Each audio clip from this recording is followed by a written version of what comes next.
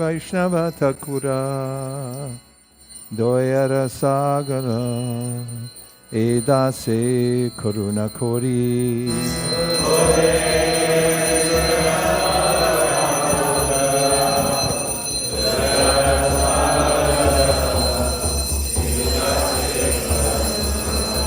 Oh hey Vaishnava Thakura Doyara Sagara Edase Karuna Kori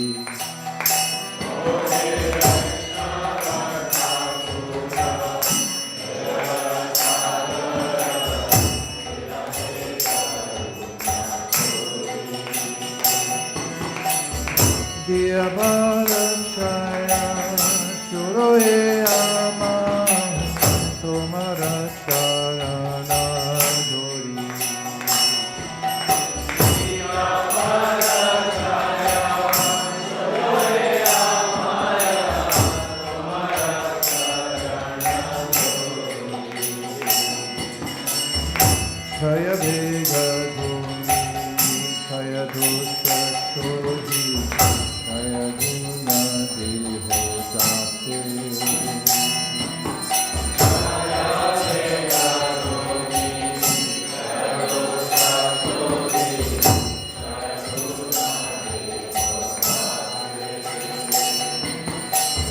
Chaya Satsanga Deo e amare Bhutati Sangerati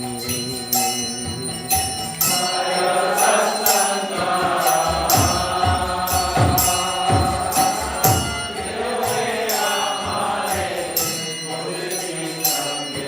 Deo e amare Bhutati Sangerati Ekati amar nahi bhai bolo Hari Nama Sankirtane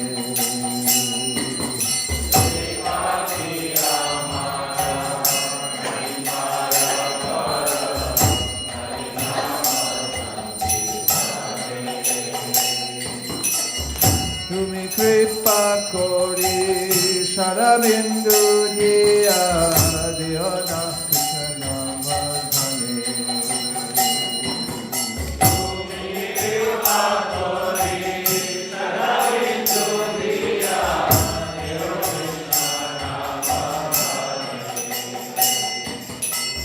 Krishna se tomar Krishna rite paro Tomara shakadiyache Krishna se tomar Krishna rite paro Tomara shakadiyache Amito Ganga Krishna Krishna Muli Dai Tava Pache Pache Amito Ganga Translation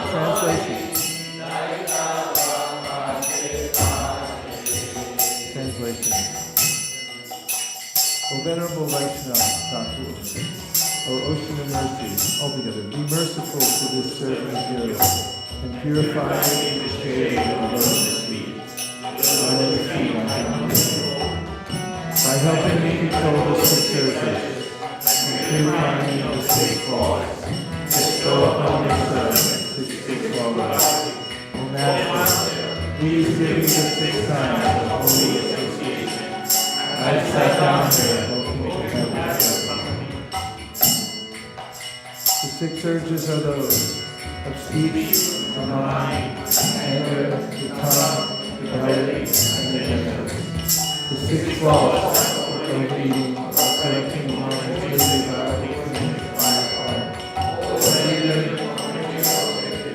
unnecessary talking, mundane affairs, being too much attached to scriptural rules and regulations, or too neglectful of them, associating with worldly-minded persons, desiring alienation. The 6 good qualities are enthusiasm, confidence, patience, performing the regulative activities of devotional service, giving up the association of non-devotees, and following the footsteps of previous activities. The 6 activities of holy association are offering gifts and charity, accepting charitable gifts, giving one's mind and confidence, crying confidentially, accepting prasadam, and offering prasadam to others. Alone, I do not find strength to stand before you and others. Please be merciful and bless me with the drop of faith. Bestow upon me the great treasure, the holy name of Krishna. Krishna is yours, for such is your power. This wretch is simply running behind me, crying, Krishna, Krishna.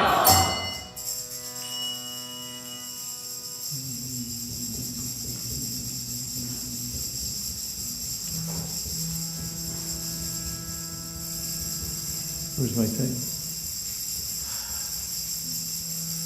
Krishna Brahma Narada Vyasa Madhva Padmanabha Hari Madhava Akshobhya Jayatirtha Yana Sindhu Dayanidhi Vidyanidhi Rajendra Jayadharma Purushottama Brahmanyatirtha Vyasatirtha Lakshmipati Madhavendra Puri Ishvara Puri Nityananda Advaita Lord Chaitanya Rupa Sarupa Sanatana Raghunath Jiva Krishna Das Nalottama Vishwanath Baladev Jagannath Bhakti Vinod Gaura-Kishore Bhakti Siddhanta Saraswati A.C. Bhaktivedanta Swami Prabhupada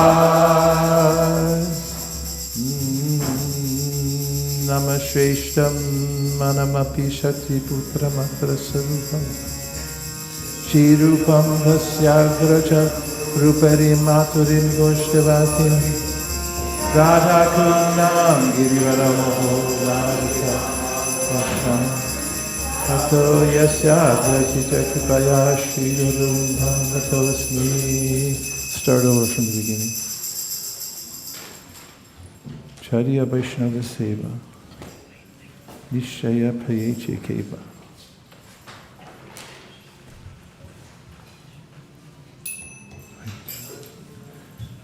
Charya Vaishnava Seva Vistara Prayeche Keva Nistara Prayeche Keva Namasheshtam Hanamapi Shati Putramatra Sarupam Shirupam Pasyagraja Ruparim Maturim Goshtavatim Radha Kundam Girivaram Prapto Yasya Pratita Kripaya Shri Gurum Tam Natosmi He Guru Jnana Dadina Bando Sarangadata Paranai Kisindam Vrindavana Sinahitavatar Prasida Radha Pranaya Prachara Edina Bando Paranai Kisindam Kuru Prasadam Mai Mandanude Laksha Parade Bahu Papagare Tatpada Padme Dumatishta Krishna Daivo Guru Chaitanya Das Tatapi Janiye Ami Tahara Prakash Guru Krishna Rupahana Shastira Pramane Guru Rupe Krishna Kripa Karina Bhakta Dane Shiksha Guru Keta Jani Krishna Rasarupa Antarayami Bhakta Shrestha He Duri Rupa Naivo Panyantya Pachitim Kavayastavesha Ramayushapi Kridamridam Udasmaranta Yotarabahistadabratam Ashubham Vadunvan Acharya Chaitya Vapushasvagatim Yanakti. Without serving the representative of Krishna, nobody can approach Krishna.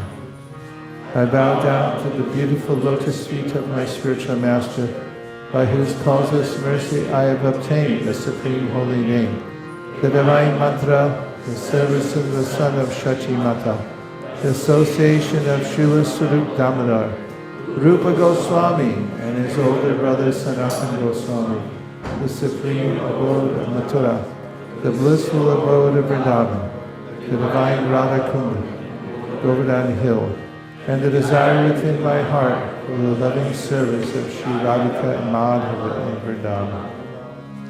O spiritual master, giver of divine wisdom, friend of the fallen, you're the only giver of your own bliss, and you are the only ocean mercy.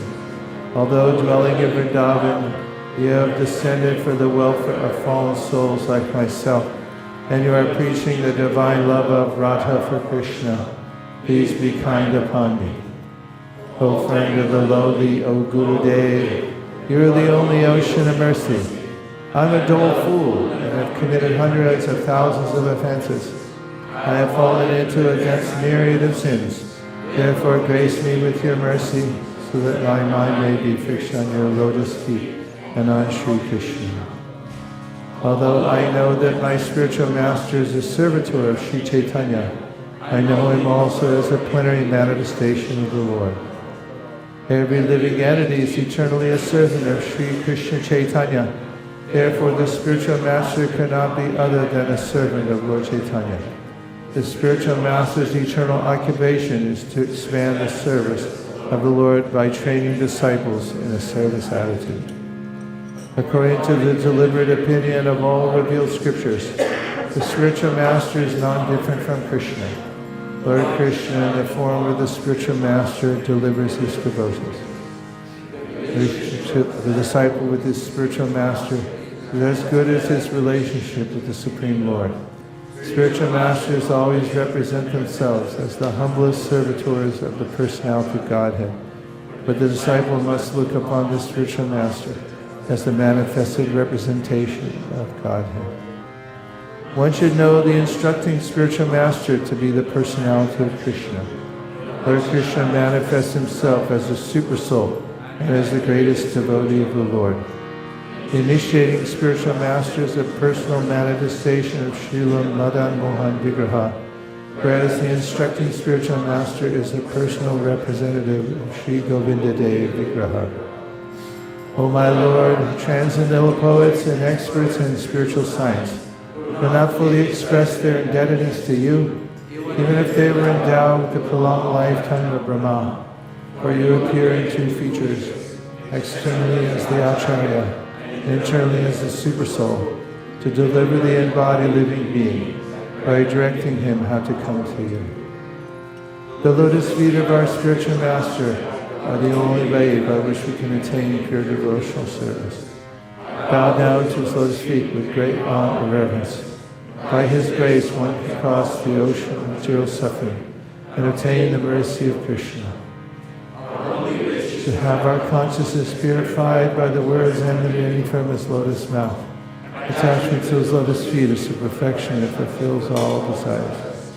He opens our darkened eyes and fills our hearts with transcendental knowledge. Is our Lord birth after birth? From him ecstatic prema emanates, by him ignorance is destroyed.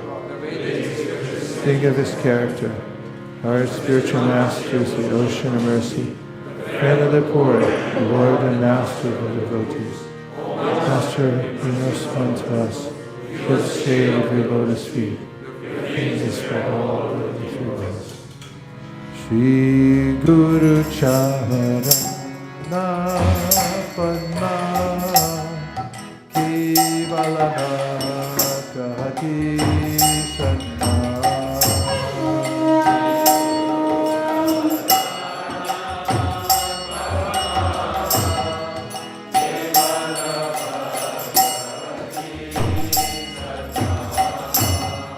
Bando Mui Sabadana Mate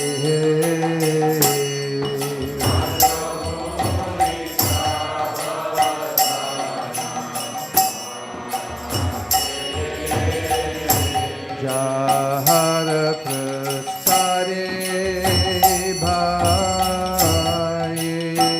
Bhavato Yaja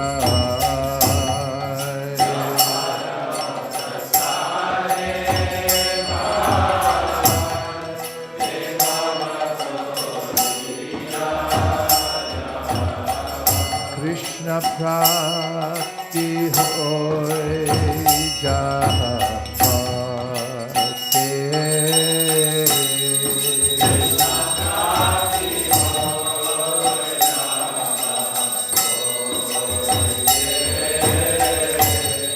Guru Mukha Padma Vakya Chitte Teko Iya Oita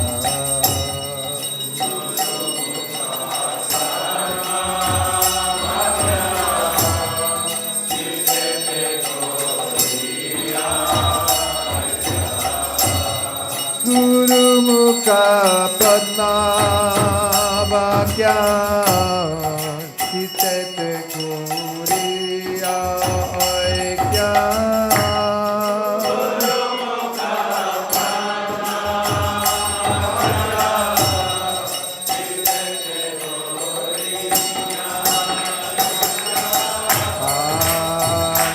Anakori Ho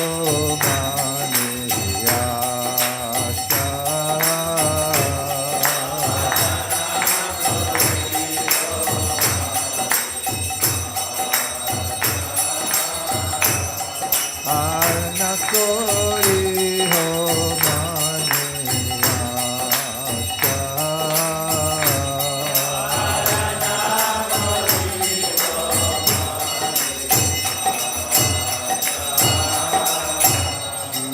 Guru Charane Rati Eshe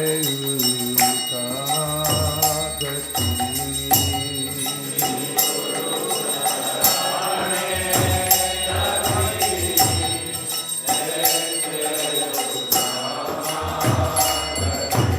Shri Guru Charane Rati Eshe Uttama Gati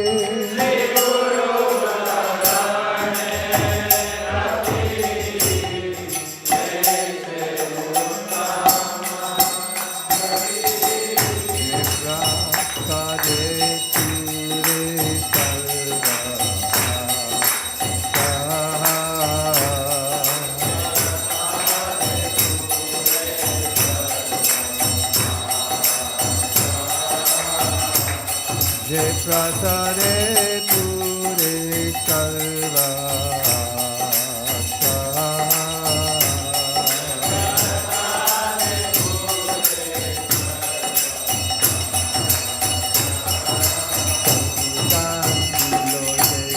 Jani Jani Prabhu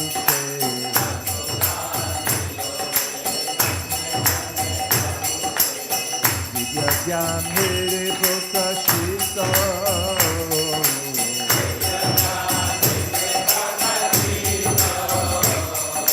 Vidya Jam Hare Prokashita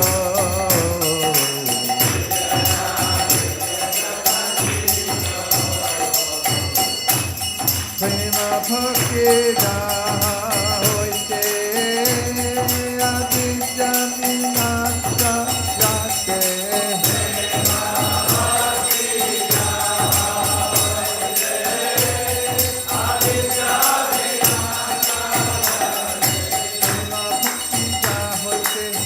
apija vinasa jate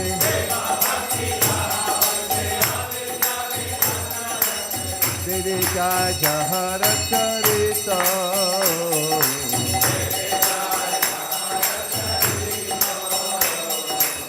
Vedika jahara charita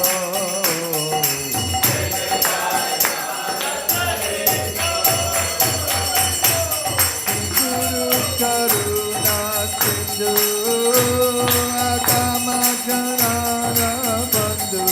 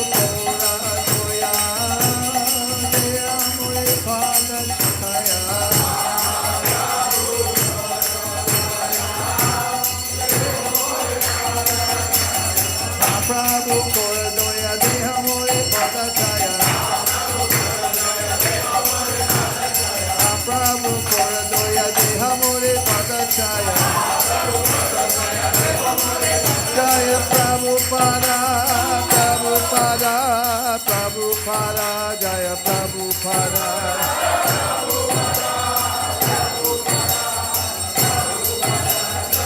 Jaya Jaya Prabhupada, Prabhupada, Prabhupada, Jaya Jaya Prabhupada.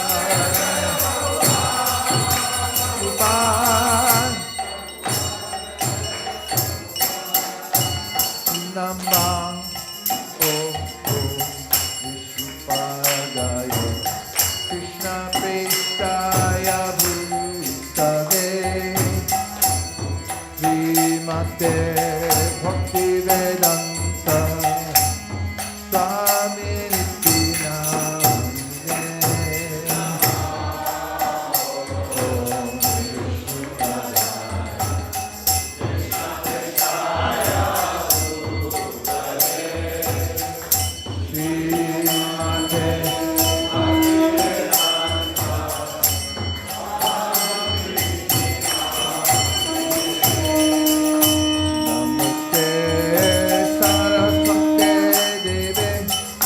Gauravani Prachadine Nivishesha Shunyavadi Pashatyarishadharine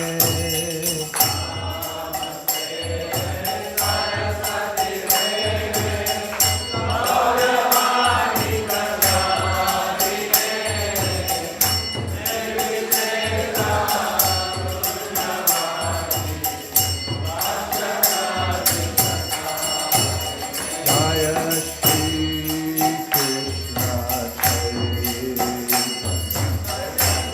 Prabhu Nityananda Shri Advaita Gadadhara Srivasadi Gaur Bhakta-vrinda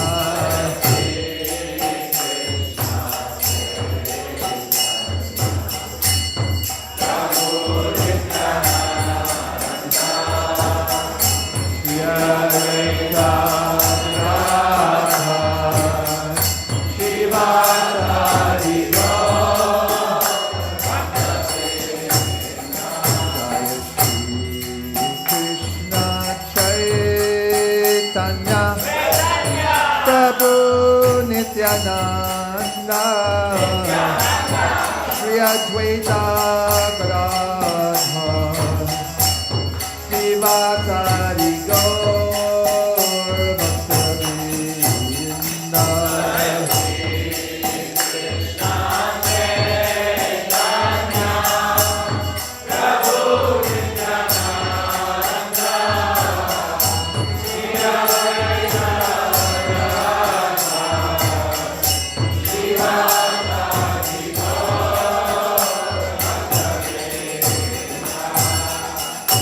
Hare Krishna, Hare Krishna, Krishna Krishna, Hare Hare, Hare Rama, Hare Rama, Rama Rama, Hare Hare.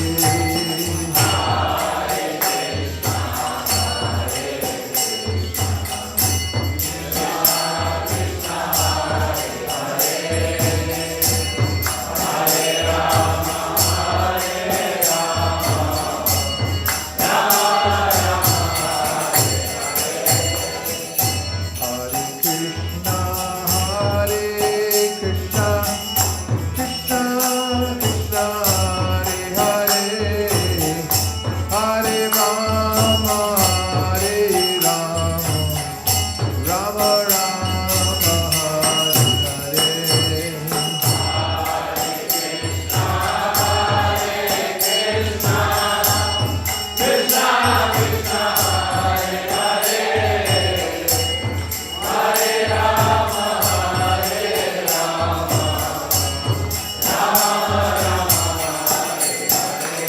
Hare Krishna, Hare Krishna, Krishna Krishna, Hare Hare, Hare Rama, Hare Rama, Rama Rama,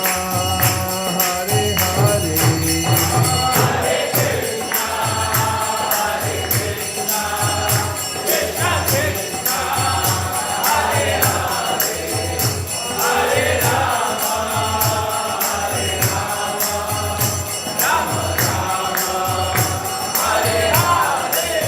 Hare Krishna, Hare Krishna, Krishna Krishna, Hare Hare, Hare Rama, Hare Rama, Rama Rama, Hare Hare.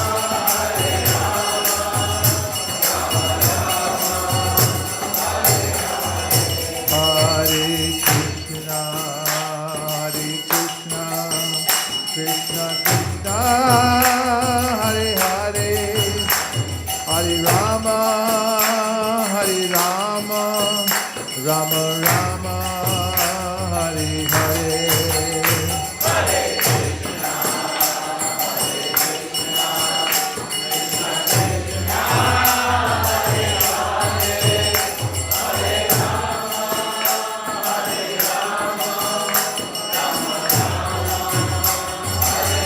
Hare Krishna, Hare Krishna, Krishna Krishna, Hare Hare, Hare Rama, Hare Rama, Rama Rama, Hare Hare.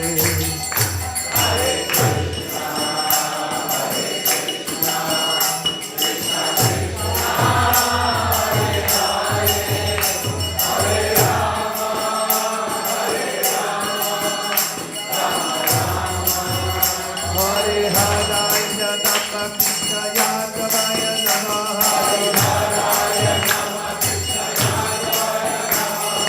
Yadavaya Madhavaya Keshavaya Namaha.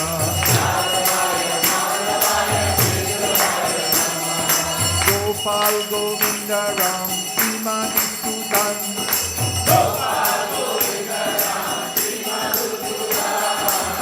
Giridhari Gopinath Madan Mohan.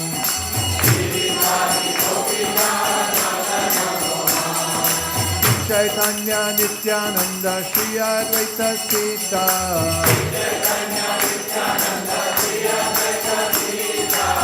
Hari Guru Vaishnava Bhagavata Gita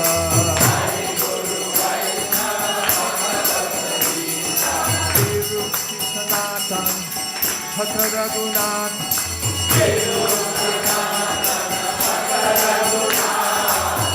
Shiva Gopal Bhatta Das Raghunath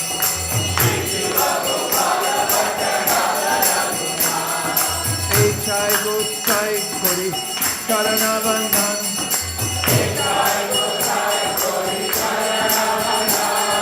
Jaha Hoite Vignanasha Vishapuran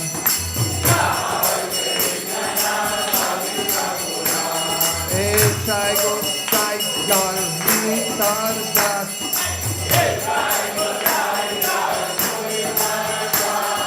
Sansabara Pararenu Mora Panchagras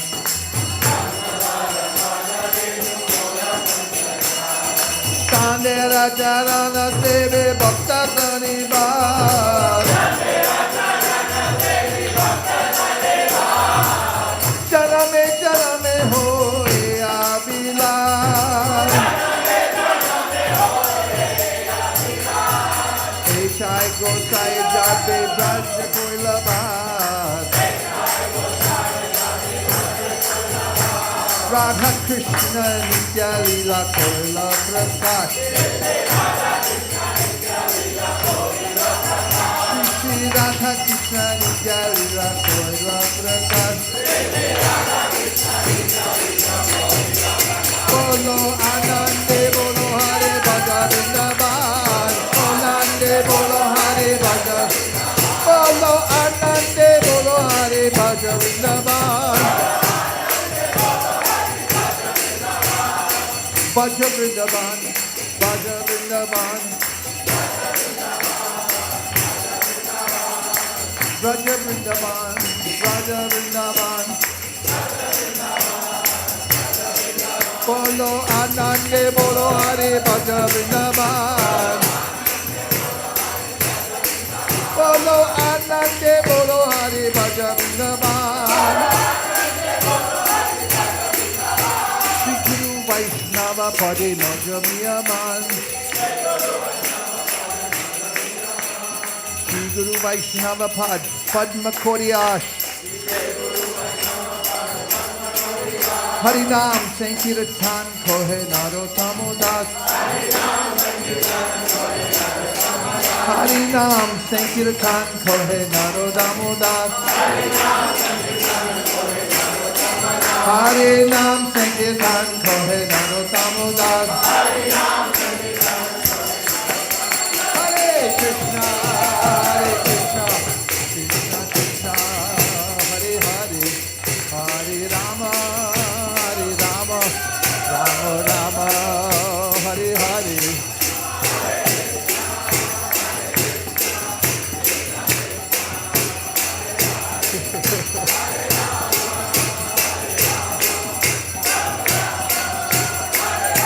Hare Krishna Krishna Krishna Hare Hare Hare Rama Rama Rama Hare Hare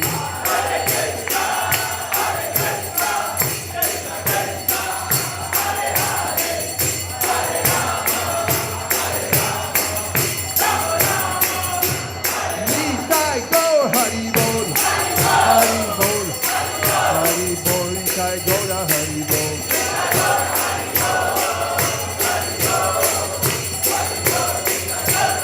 Nitai go Hari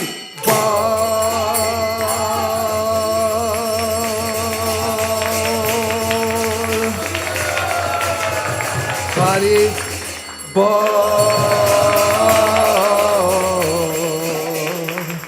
Hari Bol Nitai Gaura Hari Bol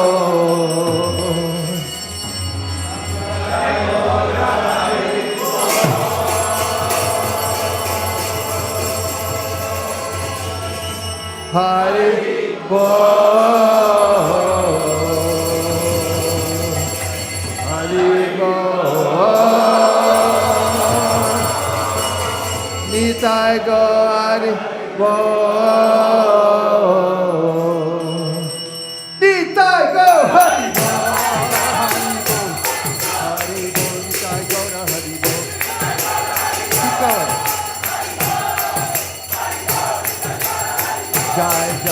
Prabhupada, Prabhupada, Prabhupada, Jaya Jaya Prabhupada.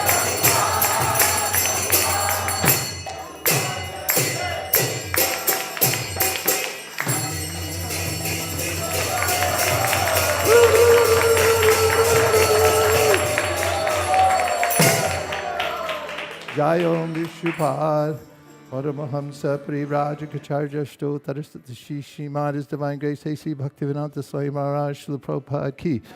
Jayom Vishupad, Paramahamsa Parivrajacharya Sto Tarastat Shishimad Srila Bhakti Siddhanta Saraswati Goswami Maharaj Ki Jai. Ananta Kodi Vaishnavi Ki Jai. Namacharya Srila Haridas Thakur Ki Jai. Prem Sakaho Shri Krishna Chaitanya Prabhu Nityananda, Shri Adwaita Gadadhara Shivasadi Gaura Bhaktivinoda Ki Jai. Shri Shri Radha Krishna Gopinath, Shamakund Radhakund, Giri Govardhan Ki Jai. Shri Vrindavan Dham Ki Jai. Shri Mayapur Navadip Dham Ki Jai. Shri Jagannath Puri Dham Ki Jai. Tulsi Devi Bhakti Devi Ki Jai. Jamuna Devi Ganga Devi Ki Jai. Sambeta Bhaktivinoda Ki Jai. All glories to some of the devotees. All glories to some of the devotees. All glories to some of the devotees. Go Premanande. Hari Hari Bo. Now we will worship the Srimad Bhagavatam based on the verse Gyane Prayasam Udapasyanamanta Eva Jivanti San Mukaritam Bhavaviya Bhartam Stane Stita Shrutikatam Tanavan Manobir Ye Prayaso Jita Jito Pyasitai Shrilam. We worship the Bhagavatam by sitting and listening.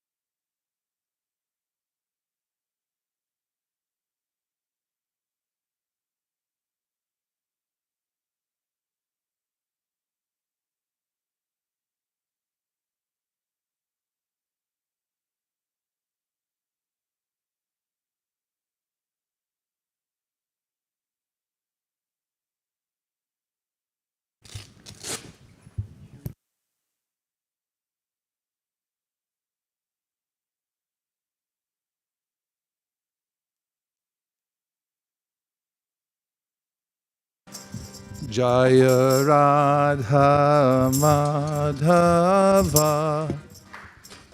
Kunja Bihari.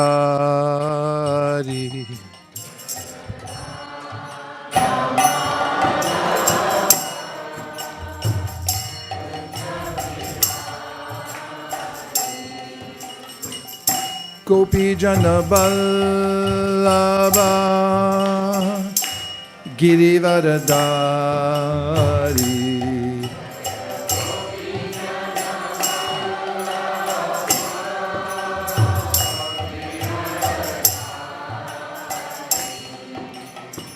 Gopi Jana Vallabha Girivaradari.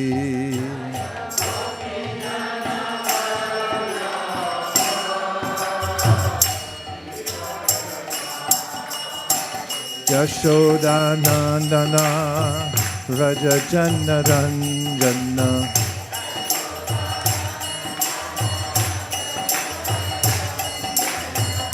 Yashoda Nandana Raja Janna Ranjana.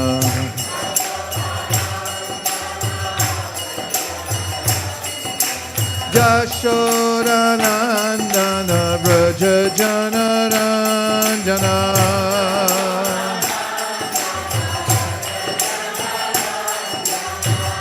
Yashoda Nandana Raja Janna Ranjana.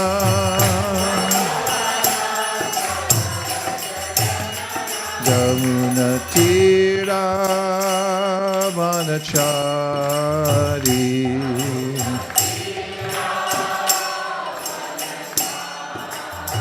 Jamuna Tira Manachari.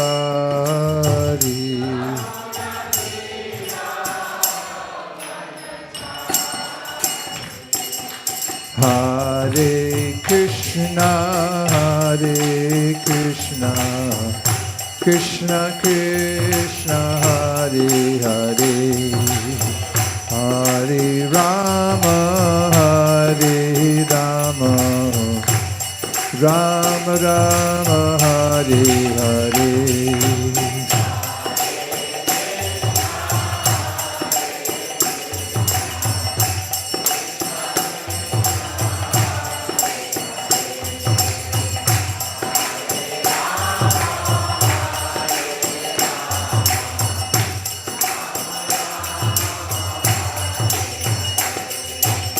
Hare Krishna, Hare Krishna, Krishna Krishna, Hare Hare, Hare Rama, Hare Rama, Rama Rama, Hare Hare, Hare.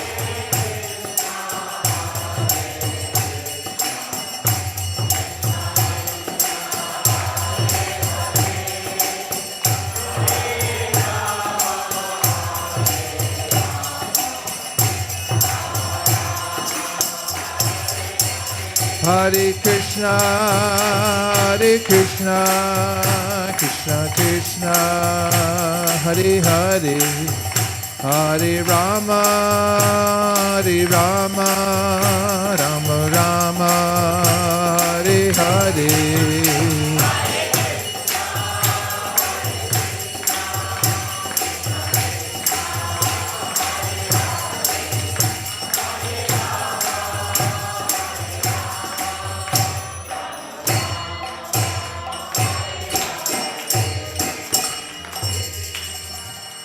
Om Namo Bhagavate Vasudevaya.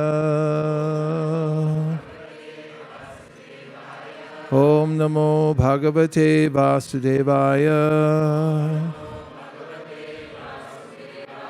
Om Namo Bhagavate Vasudevaya. Narayanam Namaskritya Naram Chaiva Narottamam Devim Saraswatim Vyasam Tato Jayam Udiraye. Reading from the Srimad Bhagavatam, first canto, first chapter.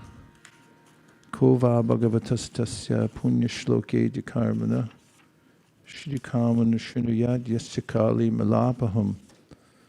Who is there desiring deliverance from this age of Kali Yuga, which is so full of faults? Who is not willing to hear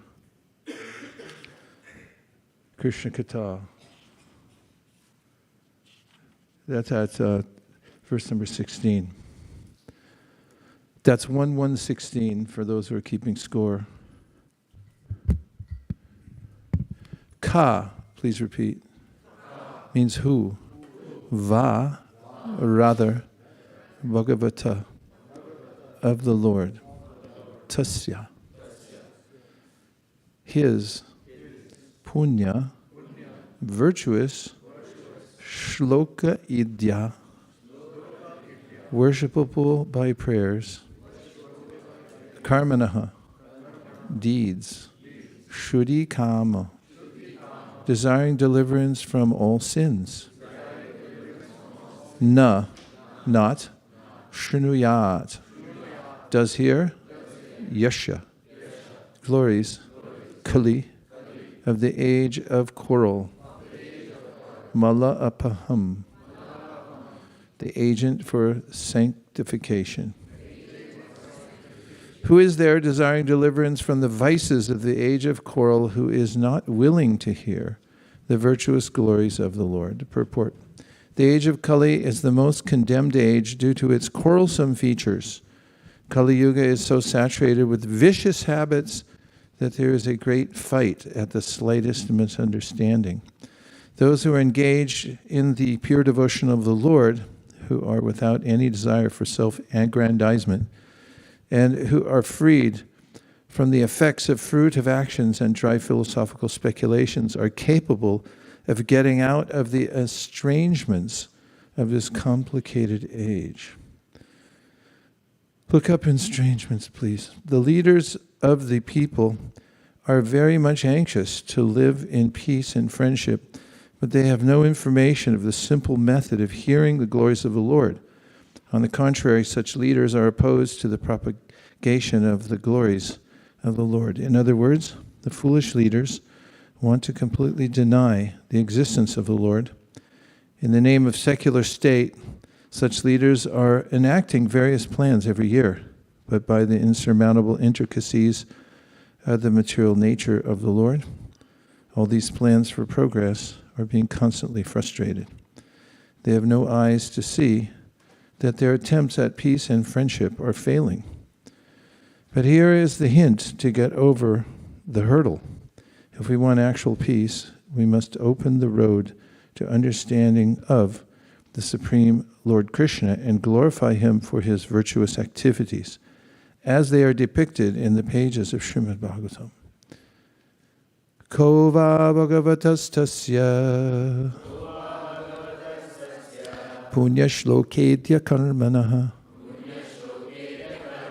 Shruti Kamo Na Shrunuyad Yasha Kali Malapaham.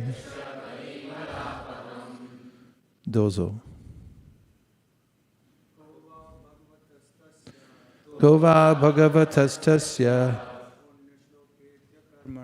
Punya Shlokedya Karmanaha Shuddhi Kamo Na Shrunuyad Shruti Kamo Na Shrunuyad Yasha Kali Malapaham Yasa Kali Malapaham. Bhagavatastasya Bhagavatastasya Punya Shlokedya Karmanaha Punya Shlokedya Karmanaha Shuddhi Kamo Na Shrunuyad Kamo Na Shrunuyad Yasha Kali Malapaham. Yasha Kali Malapaham. Anyone else? Kova Bhagavatasya Punya Shlokedya Karmanaha Shlokedya Karmanaha Shuddhi Kamo Na Shrunuyad Kamo Na Shrunuyad. Yasha Kali Malapaham. So this Kali Mala Apaham, this is Kali, the age of quarrel, and the agent for sanctification. during this time when things are troublesome is the Shrunuyat, the hearing yashya of the glories of the Lord.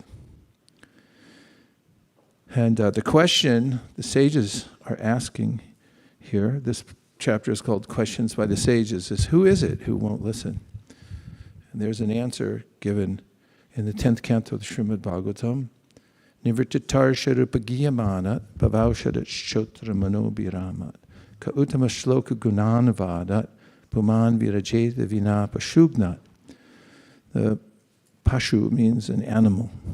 The soul is sometimes also referred to as the animal. It's the active living principle within the body.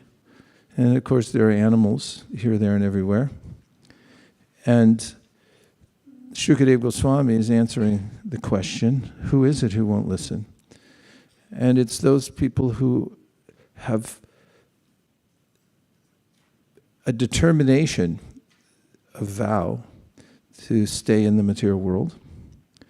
This is a proposition which is a losing proposition in that one has no possibility of maintaining status quo here in the material world, what to speak of being dragged down to lowest regions. In the 9th canto, the 9th chapter of the Bhagavad Gita, Krishna describes how some people work very hard to elevate themselves in the material world. And this is done by performing karmakanda activities.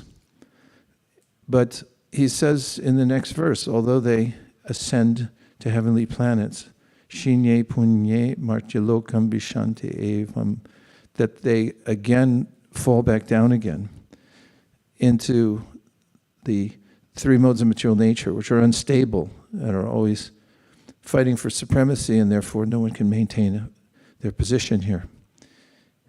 And the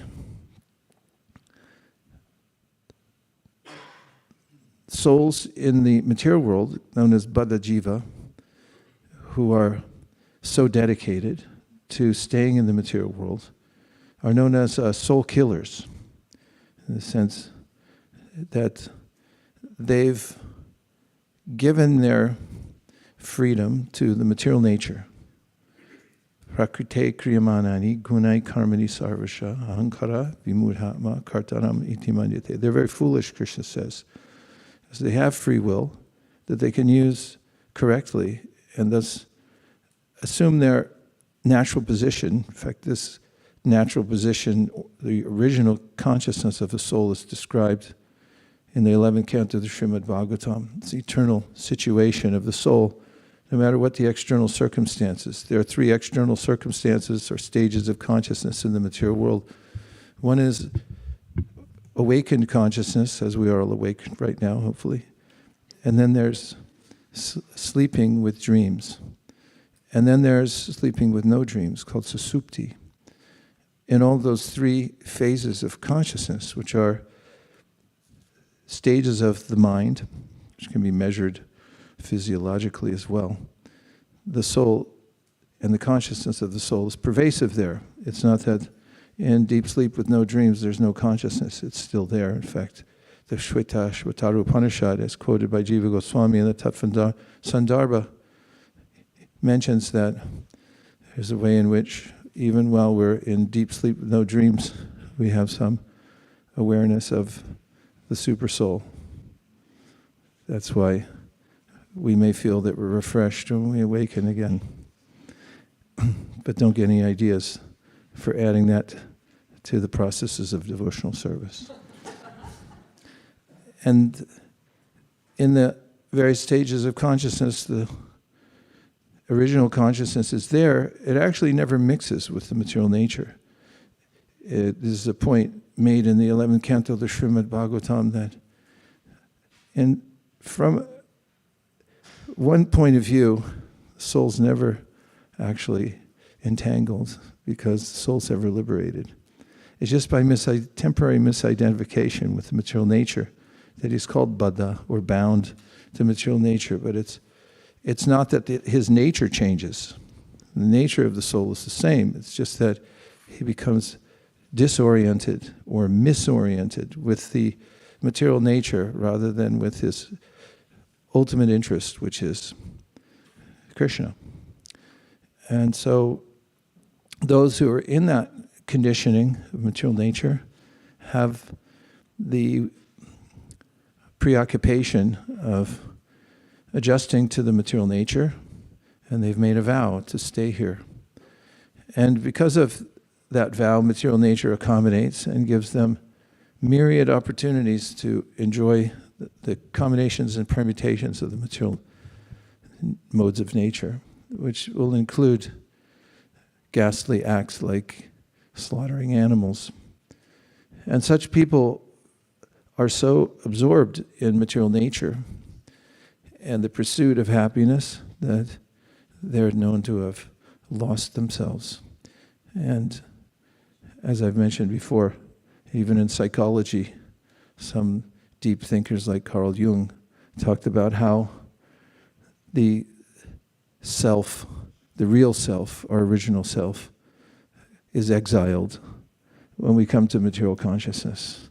So you go to the forest, I'm going to stay here and try to enjoy. And we neglect ourselves. This is another form of atmaha, or killing of the soul. I start a DBA.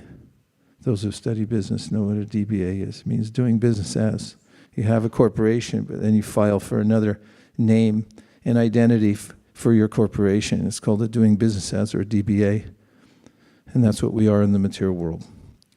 So, who is it who won't hear? Those dedicated to adjusting to the material nature, trying to find happiness here, resulting in killing themselves, killing animals.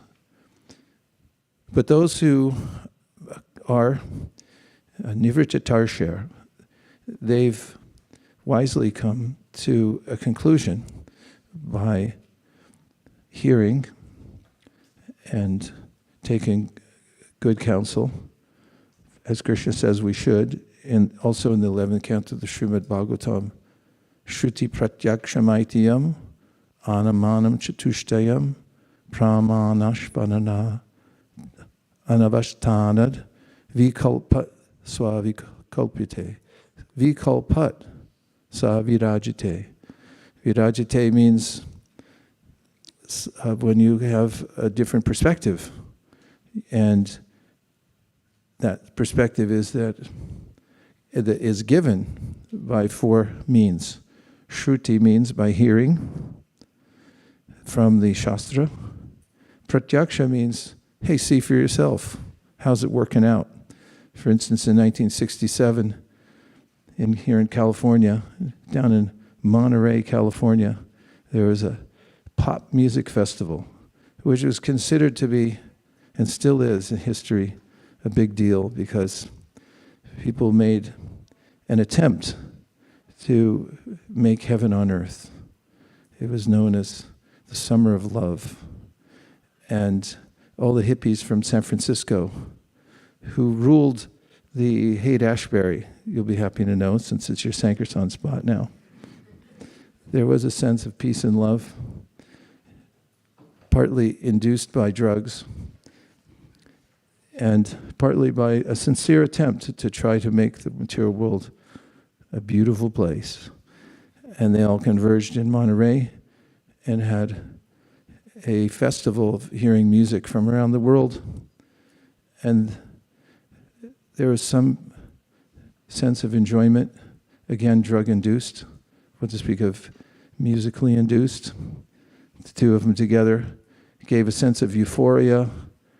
The music reflected the ethos that we will rise above the current mayhem in the world, the Vietnam War, the injustice that is happening despite the Constitution of the United States, etc., etc.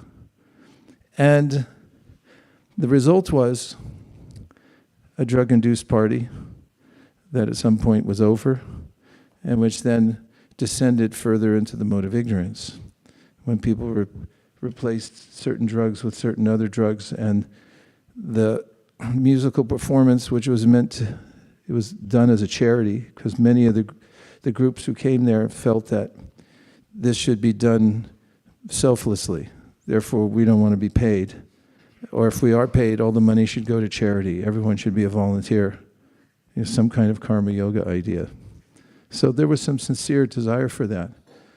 But then, of course, the impulses of those who know how to make money capitalized on the event, and it became more and more commercialized.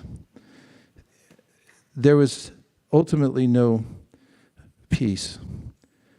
3 of the great heroic figures of that very music festival died 3 years later at 27 years old, joining a club called the 27 Club of young people who not just burn out, but they die due to excess in one way or another, except for one of them who died in a plane crash. And it goes to show, if you go back in history, Percy Bysshe Shelley, the poet, talks about Ozymandias, and he says, I met a traveler from an antique land. And he goes on to explain how this person he had met, who had been traveling in the desert, found the shattered statue of a cruel emperor named Ozymandias, whose inscription beneath his statue had said that others should fear him. Look upon my form and feel afraid. And there, the poem points out, he is long gone, thousands of years gone, and his huge statue was shattered and only half there, half face down in the sand, 2 legs standing alone, broken by time. And this is the legacy of those who would try to enjoy the material world and simply become stoic here. So, Kova Bhagavatastasya Punya Shloke Dikarmana. There's a way to overcome the frustration of the material endeavor to find happiness, which always ends in the opposite. As Prahlad Maharaj says in his prayers, the moment one begins to think about how to become happy, that's when you start suffering. So how will one rise above the anomalies of the material world? Punya shloke dikarmana shudikamuna shinuyad. The process of hearing about the all-good personality of Godhead. And those souls who are in the material world may come to a point, bahunam jammanamante gyanavam mam prapadyate vasudeva sarvamiti sa mahatma sudurlabhaha, that they, after many, many years, bahunam janmanamante gyanavam, they may become intelligent at some point, especially if they get a book thrown in the backseat of their car and swipe their card and drive off. They may get intelligent faster than bahunam janmanamante. Such persons can come to a realization that there is an ultimate goal to life, Vasudeva Sarvamiti, and then they become what Krishna calls great souls. They endeavor for the perfection of life. And they have made a break with the idea that I'll stay in the material world and life after life try to enjoy. So those persons are known as free from the desire for temporary things. They no longer have a thirst for the temporary. They want something eternal. And then they can take the medicine. This is parallel with the 10th canto, that there's bhava ashaudi. Bhava means the material world that's constantly turning into something else. In fact, there's a scientific principle called the observer principle, which means that whatever you look at changes. It's like, ha ha, where is that?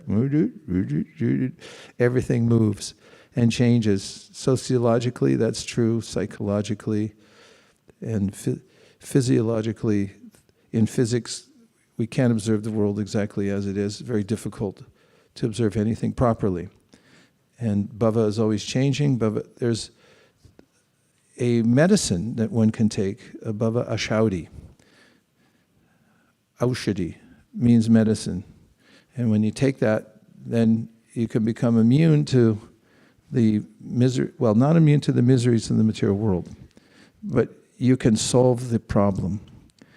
And that's indicated here, that yasha kali malapaham, shuddhi kamuna shrunuyad.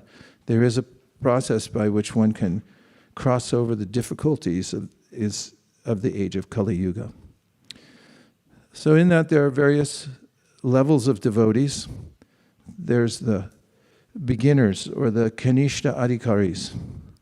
And the Kanishta Adhikari is one who's described Archaryam eva haraye pujam yasharaye hate natad bhakteshu chanyeshu sabhakta prakrita smritaha. And that is that such a person is fascinated with the Archa Vigraha, the deity in the temple, and thinks that God's only in the temple, nowhere else. And this is a very limited understanding of God, that He's there on the altar only. Everything else is up for grabs. Archaryam eva hare pujam yashradayehate. And then, more importantly, such a person hasn't evolved to the point, natad bhakteshu cha anyeshu. Such a person doesn't appreciate the power of devotees. The bhaktas, madbhakta puja byadika, Krishna says himself in the 11th canto of the Srimad Bhagavatam, that if you want to perform worship of me, then worship my devotees. It's better. Based on the principle of Aradhanam sarvesham Vishnu aradhanam param tasmat parataram devi tadyanam samarchana.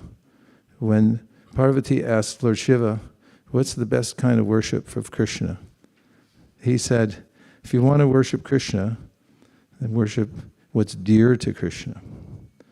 And the most dear to Krishna are his devotees. But the Kanishta Adhikari doesn't know that. So natad bhakteshu, it can't worship the devotees.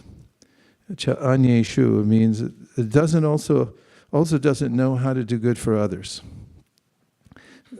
Such a person is unaware of the fact that Krishna is within the heart of all living beings.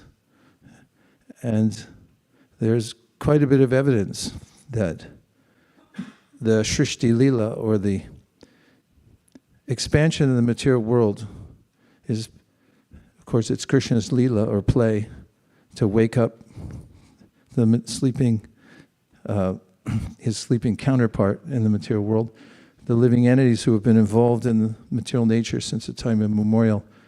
Wants to give them a chance, and he comes in many, many ways to awaken them to Krishna consciousness. He's present in his personal form. He comes anugrahaya bhaktanam, that out of mercy, he comes and shows his original form here in the material world. That's why we were able to celebrate Janmashtami, because he actually took birth in the material world.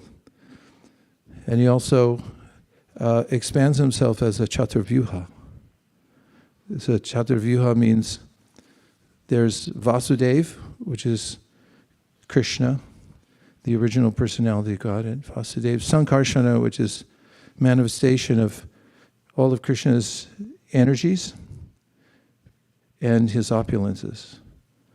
And then there's Pradyumna, who is the soul of the universe, like a Garbhodakshai Vishnu. And then there's Aniruddha of the Chaturvyuha. And Aniruddha is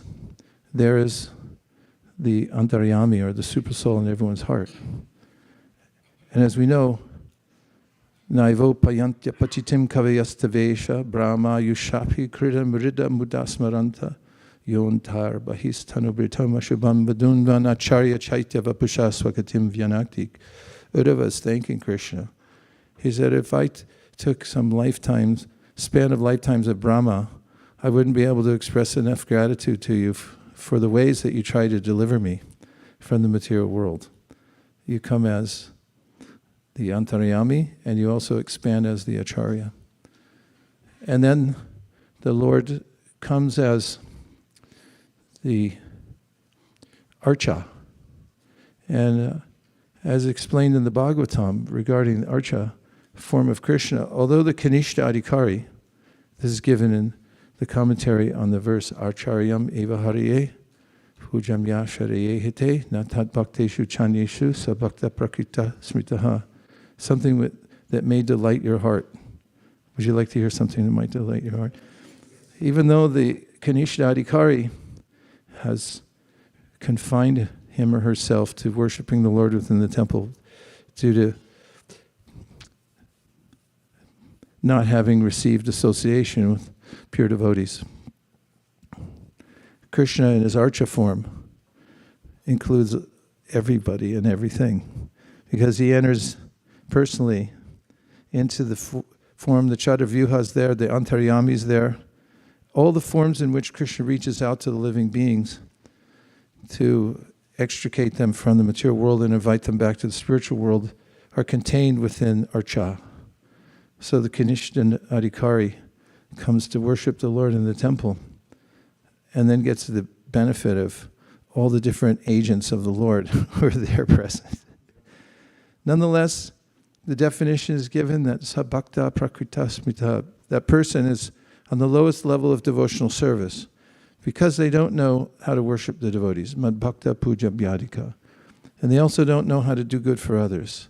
Tapyena lokatapena sarava prayasojana parama aradhanam taddi purushasya kilatmana.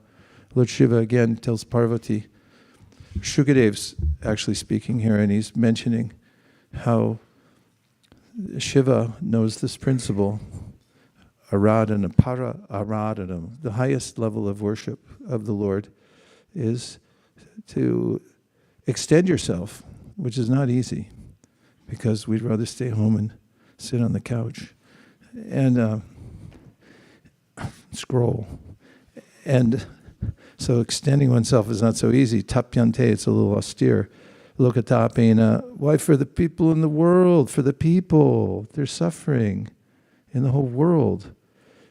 And if you feel for them and you say that they should be given opportunity, we should feel compassion for them. So then, aradhanam taddi purush, somebody who takes some trouble to help other people in the world. Of course, there are long lists of people who have that sentiment, who want to reach out and help the people of the world. But they don't have a clear idea of how that might be taken up. They have the sentiment, they just don't have the knowledge. So the Kanishta Adhikari doesn't have the sentiment and doesn't have the knowledge. Therefore, it's called sabhakta prakrita, a materialistic devotee. It still only sees Krishna in the temple. Nonetheless, Kanishta Adhikaris are glorified. Kapila Dev says, when he describes the Kanishta Adhikari, that when the Kanishta Adhikari comes to the temple to see Krishna, smells the incense, bows down before the Lord, that person is imperceptibly liberated, coming to see Krishna. And then the Madhyamadhikari is described the middle class devotee. It was a very high distinction in devotional service. Ishvare taradineshu balisheshu dusatsucha prema maitri kripopeksha yakaroti samadhyamaha. That the Madhyama Adhikari has dedicated his or her life to developing love for Krishna and also making friendships with devotees, knows the value of devotees, takes advantage of devotee association, Krishneti yasya giritam manasa diriyeta, dikshasti che pranati bishya bhajantamisham, shushushaya bhajana vignamananyamanya, nindari shunya hridamipsita sangalabhya. That Rupa Goswami mentions in his Upadeshamrita that there are ways in which we should relate to different classes of devotees. For those who say Hare Krishna,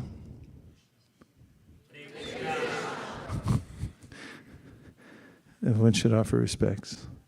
Because it's not ordinary. Aho bata shvapachato gariyanya jivagre vartate namatubhyam te pusta paste juhuvusasna arya brahmana trinama granante ete. Devahuti said, oh, this is such a wonderful thing that if somebody just says with their tongue a little bit, Hare Krishna, means tip of the one. You can't take him anywhere. Then such a person is known to have graduated above the common people. Chaitanya Mahaprabhu said it also. If I hear somebody say Hare Krishna, they can't be counted amongst the regular populace. That's a different kind of person. In fact, devotees are so joyous when they look anywhere. They see a sign that says Hare Krishna. It's like, oh, there's a sign. Or they hear one person say Hare Krishna, even if they accidentally say it, or say it out of derision, as Shukadev even mentions in the 6th canto of the Bhagavatam. They can say it any way they like. They're still saying the holy name. So that's Devahuti's presentation. Then if you hear somebody say Hare Krishna, then you should show the respects within your mind. And then if you see somebody who's progressed to the point where they've understood that Krishna and his name are on different process of devotional service is predicated by chanting Hare Krishna, or I should say the attainment of love of God is predicated by the process of chanting Hare Krishna, a direct connection. And such a person has accepted initiation from a Vaishnava. That person, you should really stop the car, get out, get on the ground, offer your obeisances. You should make an arrangement to demonstratively honor such a person who's an initiated devotee. That means there should be a lot of respect flowing in the community, in the greater community, going out of one's way to appreciate. Not everywhere. Anybody saying Hare Krishna? Like Prabhupada mentions in that context George Harrison. He said we have a famous musician who's a follower, and he likes to chant Hare Krishna. Therefore we offer him all respects. Even though he didn't have a bald head. Prabhupada told him not to shave up. And also, he may have a livelihood going to concerts and things like that. Prabhupada said we respect him.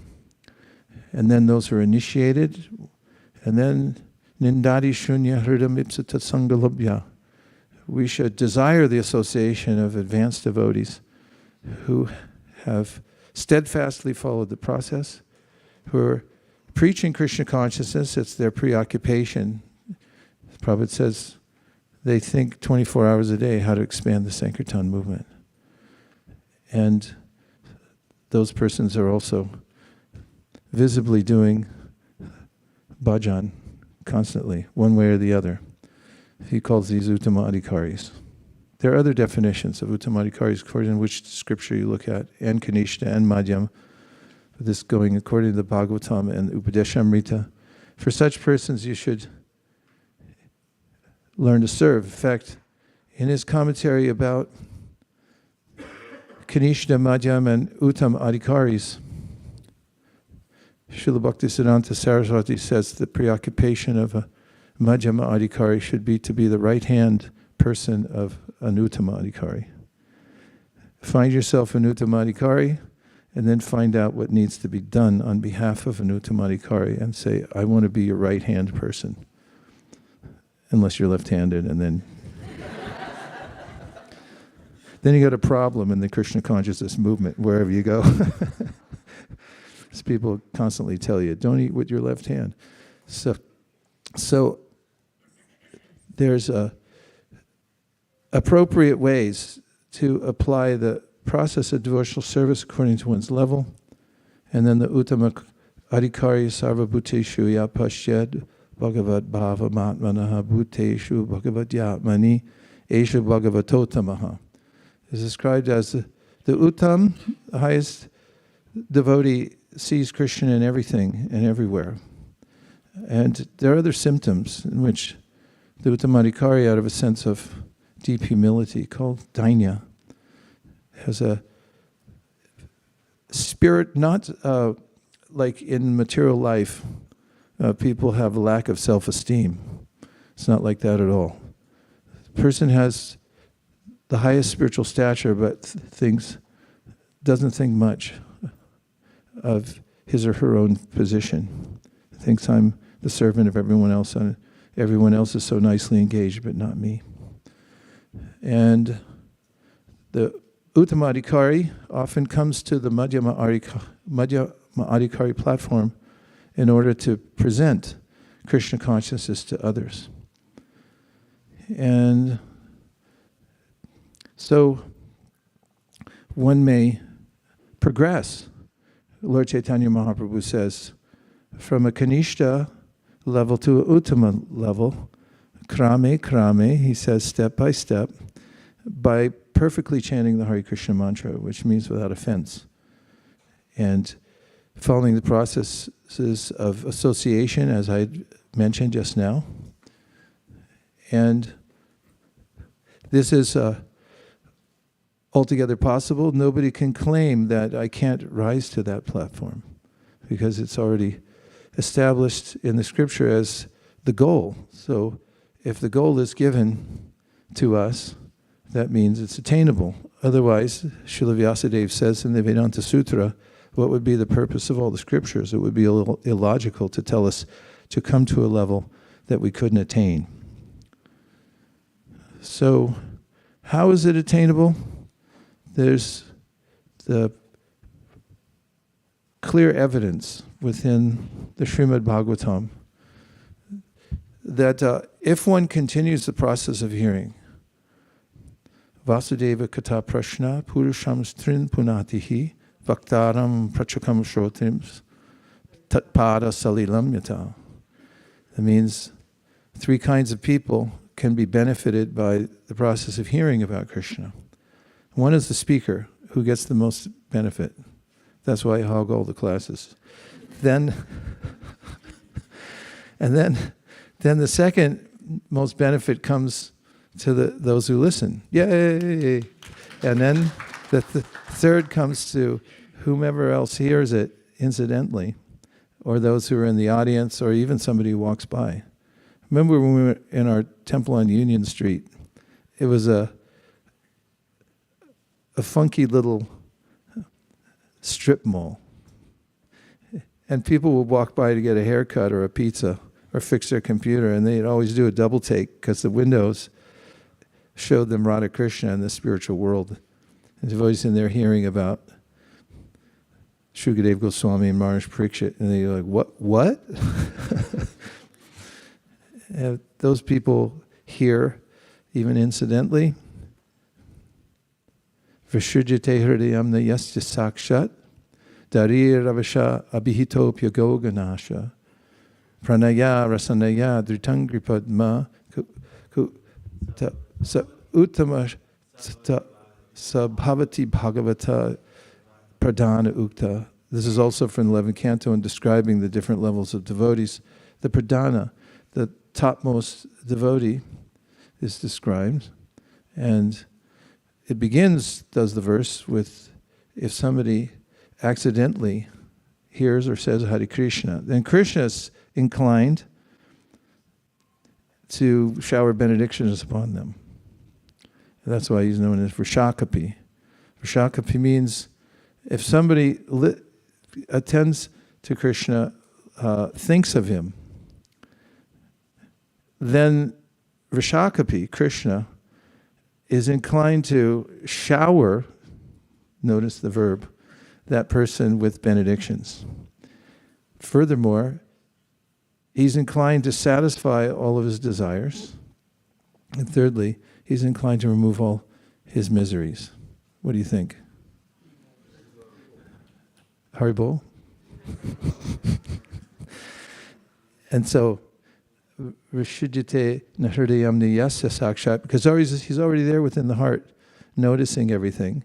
And if you notice Krishna accidentally, then Krishna says, okay, count it. It counts for that guy. He'll shower him with all kinds of benedictions, including Vyagoganasha. He erases mountains of ugra karma, past karma that he's accumulated from living in the material world and doing all the wrong stuff, driving on the wrong side of the road in traffic. Comes off his record. And so then the Pradhana Bhakta, the topmost Bhakta, is called Pranaya Rasanaya, Dritangri Padma. Dritangri Padma means the lotus feet of the Lord. And then it's given metaphorically here that if you chant with love and intention towards Krishna, then it's as if you're tying his lotus feet with ropes so he can't get away. And Krishna won't leave you. He appreciates you so much. He went to see his devotees in the Bhagavatam, Shrutadev and Bahulashva. He went out of his way. He left his kingdom and went all the way to their homes and so forth. So similarly, if we give a little attention to Krishna, then he gives this showering of benediction, adjusting our lives in certain ways so we can understand, as Jiva Goswami says, for the devotee, when there's obstacles, he takes every obstacle as a stimuli for advancing to in devotional service. And then he says that every obstacle for the devotee is a rung on a ladder. And the devotee welcomes such obstacles. He says, okay, there's a rung on the ladder, and where's the ladder going, do you think? Take a guess. Who said Krishna Loka? Be bold. If you're wrong, say the wrong thing really boldly. Where's the ladder going? Krishna Loka? Correct. Yeah. Jiva Goswami says that means every obstacle is a chance to stimulate your sense of determination that I'm going to go back to God despite all these obstacles, and it becomes a ladder. And you put your feet on it, and you, one by one, you step on the head of every obstacle as a rung on the ladder, and it takes you straight back to Godhead. Tattenu kampamsu samikshamanu.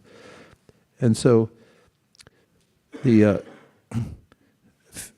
finishing the thought, Sarvabhuteshu apashyed, the topmost devotee sees Krishna everywhere and within everything, never loses vision of Krishna, and then when such a person comes to the Madhyama Adhikari platform, acts in such a way to do good for others. And so you have these three levels of devotees, and all of them are stages attainable by anyone who will submissively hear and apply his or her life to the process of hearing. Nashinuyad. Kova bhagavatastasya punya shloke dikarmana shuddhi kamana shinuyad yasya kali malapaham. If you don't like Kali Yuga, anybody? Yes.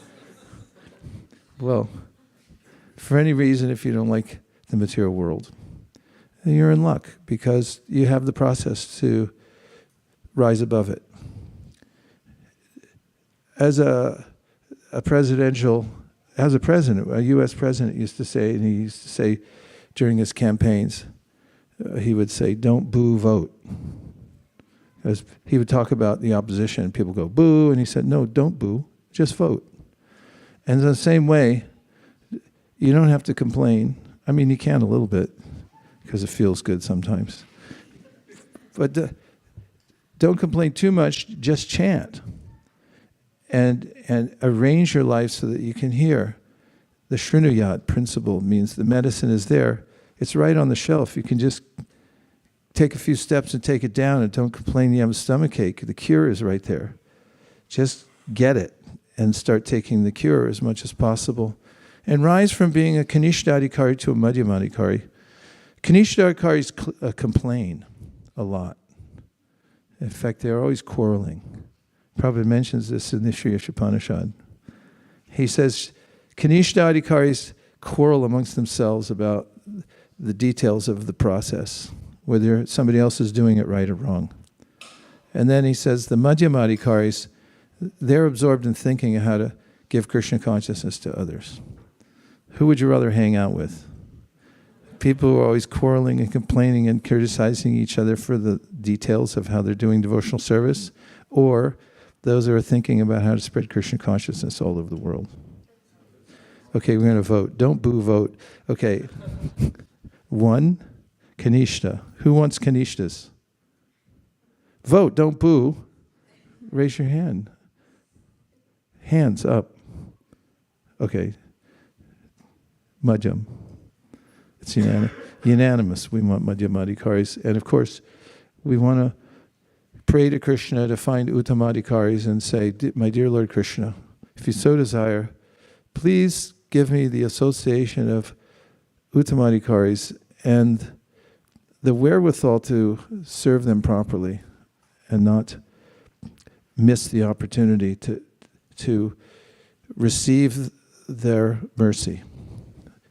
Those are a few preliminary thoughts, and now let's have some questions that could expand the conversation.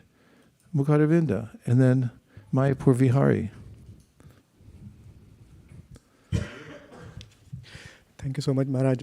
It was such an amazing class, and especially you taking us to the journey of how to get to the Uttamadhikari level just by hearing. I have 2-3 questions. One question is that you told about like the Madhyamadhikari, he has to be just right hand of the Uttamadhikari. Could you explain, like, here we know Srila Prabhupada is the Uttamadhikari, how can be with his right hand? We'll find out what kinds of things he wanted to do with his hands. By manual labor. What's the verse? It comes right after Nanama Rupe Guna Janma Karma Bir Narupitavye Shinvan Grinan Samsmaranam Chintayan Namani Rupani Chamangalani Te Kriyasu Yach Touch Charanada Vindayo Avishta Cheta Bhavanaya Kalpate. In this verse, Shukadeva Goswami says that the devotional service can be very practical. Kriyasu yat sach charanada vindayo. In fact, manual literally means by hand. And kriyasu means a practical labor. Kriyasu yat touch charanada vindayo. That Prabhupada says there, by manual labor, one can serve, as indicated in this verse. And so, what did the Goswamis do? And you say, well, they had their eternal forms in the spiritual world, so therefore I'll be a manjari in this life. But Vishwanath Chakravarti Thakur says, what you should be is a Rupanuga, following those manjaris, liberated souls, and what they did in this world. And what did they do? Sankhya Purvaka Namagana Natibi Kalavasani Krito. They counted their sadhana very carefully. They got their bhajan on. You got to get your bhajan on. And they also did the activities of spreading Krishna consciousness. You know how much labor it takes to build a temple or excavate a holy place? I'm literally asking, how much labor does it take? On a scale of 1 to 10, it's about a 15. Manual labor, I mean, just finding the money. You know, who's going to give you the money? It's like, get us a bigger temple. It's like, all right, give me the money. I'll get you a bigger temple. You just come to my house and give me a bag with $25 million in it, and I'll get you a new temple next week. So it's not easy. kriyasi yat satcharanadavindayo. So use manual labor and find out what work is to be done. Prataparudra Maharaj swept. He said, I'm going to do that. I'll take that, manual labor. How did he get the mercy of Chaitanya Mahaprabhu? According to one purport, Prabhupada says, Mahaprabhu saw him. He was sweeping the floor. He was sweeping in front of Jagannath when he was being put up on the carts. And so he counted him. So find out what Prabhupada liked. It's really good to hear from those who were with him. Yesterday, I had the great fortune of sitting with Her Grace Malati Devi for a few hours. She was telling me stories about Prabhupada's moods, things he said, the way he talked about deity worship. You want to hear some? Nah, I don't want to hear that Vaisesika. So one thing she said, at one point we were talking about the evolution of deity worship in ISKCON, where it came from, what level it's at now, and what level it should be at. And she mentioned how Prabhupada had appreciated the standard at Radharaman. Of course, there was not much reference point, and we didn't have the padditis at that time. Prabhupada made his own guidebook. It's very simple. Then he said he wanted it upgraded. In the meantime, he said, look at Radharaman, what kind of things they do. So the devotees were going down there and learning how to do archan at Radharaman. And one of them came home, and I forgot if she named who it was. I can find out later. But then he was showing some of the things to Prabhupada that he had learned. And of course, when you take shiksha, you're supposed to bring it back to your Diksha Guru and say, this is what I learned. And then they were showing some mudras. And he said, okay, that's enough. She didn't give commentary on that, nor did Prabhupada, but there was a point at which Prabhupada, including in 1975, when he talked about getting our deity worship codified in India, in ISKCON, he had said he wanted Hari Bhakti Vilas, but truncated down to about 40 pages, which would be a neat trick, because it's one of the most detailed aspects of the Hari Bhakti Vilas. And they always came out with that white, you never saw it, unless it's in a museum. In fact, it's funny because it was made out of plastic to last forever, and that's the first book I ever had that disintegrated into nothing, into powder. I still have it in a bag. But that was done by Jayatirtha, who at that time was one of the authorities on deity worship, and Jai Sachinandan, who was somehow from last life, he was an American from New York, and he just knew how to speak Bengali and Sanskrit perfectly. Prabhupada said he was Bengali in his last life because of the way he sang kirtan.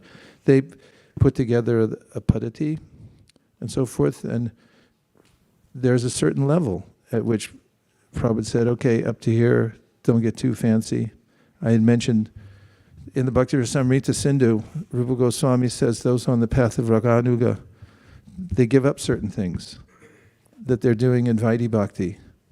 And so, okay, what is it? I'll give it up. It's only one thing mentioned, really. Mudras. It's too fancy. It's not sweet enough. So, finding out different levels. Some of these are slightly random, but they can all be fit in there. Old Prabhupada pastimes there. She was talking with Malati about how when they first came to be with Prabhupada and follow him around, they also had a dog called Ralphie. And Ralph, the first time she met Prabhupada, they had already started the San Francisco temple. And that was because Mukunda, on his way out, Michael at the time, on his way leaving New York, told Prabhupada he was going to India to learn music. And Prabhupada said, okay. And he said, I'm stopping in San Francisco. Prabhupada said, oh, while you're there, start a center. And he was caught in the doorway, and he thought, what did you just say? But because of Prabhupada's potency, one thing led to another, and because of Mukunda Maharaj's, became Mukunda Maharaj later, his deep sincerity and the destiny he had in this life to serve Prabhupada so deeply, that he started a center. He met Shyamasundar and Malati and others. They met the Grateful Dead, who loaned them their stove, because they didn't have a stove when the devotees moved in. They had to cook You know who the Grateful Dead is? If you're a Sankirtan devotee, you should know. Otherwise, you shouldn't know. Anyway, you know who the Grateful Dead is. They were a rock and roll band. They were quintessentially San Francisco and music. It was a brand of music at that time. And anyway, they loaned the stove, and then the devotees were reconstructing the house, and once they finished, they couldn't get the stove back out because they built a wall and it couldn't come back out. They loaned it and they couldn't get it back. In any case, Ralphie, back to the dog. When Shamasundar and Malati joined, they had a dog named Ralph. And they all went to the airport, San Francisco airport, to greet Prabhupada for the first time on California soil. And all the devotees were there. And she was wondering why Prabhupada took a plane, because she said he could have just flown here himself. She had this conception of mystic yogis, flying, and said, why take an airline? So she was waiting there. It's the innocence of the devotees. And then at that time, San Francisco, back in the old days, kids, San Francisco airport was very different. There was no security. You could walk right up to the place where people were getting off. You didn't have to go through a security check. You can thank the terrorists of the world for our inconveniences. Thanks, terrorists. So they were all there, all the devotees waiting, anticipating seeing Prabhupada for the first time. And so when he got off the plane, he was the last one off. And Malati said she found herself offering dandavats. She said she had no conception of dandavats or any kind of obeisance, but somehow or other she found herself lying face down. And then she looked up and she saw these white shoes with points on them that the Prabhupada brought from India. You know, the white rubber shoes? She saw him going by, and right behind him she saw Ralphie following behind. So Ralphie, she said, knew how to follow the pure devotee. She fell down it. Then Ralphie got behind Prabhupada and was following. It's there in the Anjalila, the Chaitanya Charitamrita with Shivananda saying also. Dogs, although they're disparaged a lot in the Shastra, sometimes they have some good qualities. If they follow the right person. So anyway, then Ralphie was hanging around a lot, and they had been used to having him in the house and stuff like that, and that wasn't working out. So they decided to find a person who would take Ralphie, and so they found Ken Kesey. Anyway, I'm throwing out names there that people might know from history and the counterculture, but nobody here would probably know. But Ken Kesey was with a band of kind of counterculturalists who were traveling around the country in a bus. And they were happy to take Ralphie. And she noticed that when they took Ralphie, that they were treating him just like a human. He was eating off their same plates and stuff like that. So she went back to Prabhupada, and Prabhupada asked where Ralph was. And she said, I gave him to some people. And he said that, she said, and they treat him just like a person because they were eating off the same plate. And Prabhupada said, he is a person. And then he repeated it, he goes, he is a person. And I just took note of that Prabhupada thought of everybody. The Sarva Bhuteshu Pashyad Bhagavat Bhavamatam Anamaha sees everything in a very personal way. Everyone was a devotee of Krishna. And so if one can find out the mood and mission of a pure devotee and become part of that, this is called the Acharya Sampradaya. Prabhupada mentions it in the Bhagavatam, right after the verse Tvayam Bhujaksha Kila Satvadamni Samadhi Naveshit Chaitasaike. If you look at the very next verse, I don't know the Sanskrit for it, but there he talks, that's in your list, it's not on the, Yeni Rivaksha is in our Prabhupada picks, but it's not the next verse from Tvayam Bhujaksha Kila. And there he talks about the Acharya Sampradaya, but it's good. You know, I'm not disparaging your, but it's not the right verse. So then in the purport, Prabhupada talks about find out how to serve the Acharya. And we're in a very fortunate situation because one way or another, the way we've slogged through to get to where we are in ISKCON, we have Prabhupada sitting on the Vyasasana. And we also have a clear idea, or a clear-ish idea, of how to worship the devotees in the different levels. If you have a community where people know how to appropriately worship devotees, then you have a very sanguine environment where everyone feels enlivened. If you forget that etiquette, and for instance, if you say, well, there's only Prabhupada, everyone else can go to hell, then you get a weird drop-off. But if you find out how to appropriately worship the Acharya, and then also how to honor those in every generation who are worshiping the Acharya, but with the proper etiquette, and so that it's then it's very sweet. So finding the mood, study it, and also what did Prabhupada like? He's an Acharya, and he said, please do this. He said, do deity worship, should be first class. Then he went back and said, no, it should be better than first class. So work for that. I would say the garland makers of ISV are working on that level. They meditate 24 hours a day.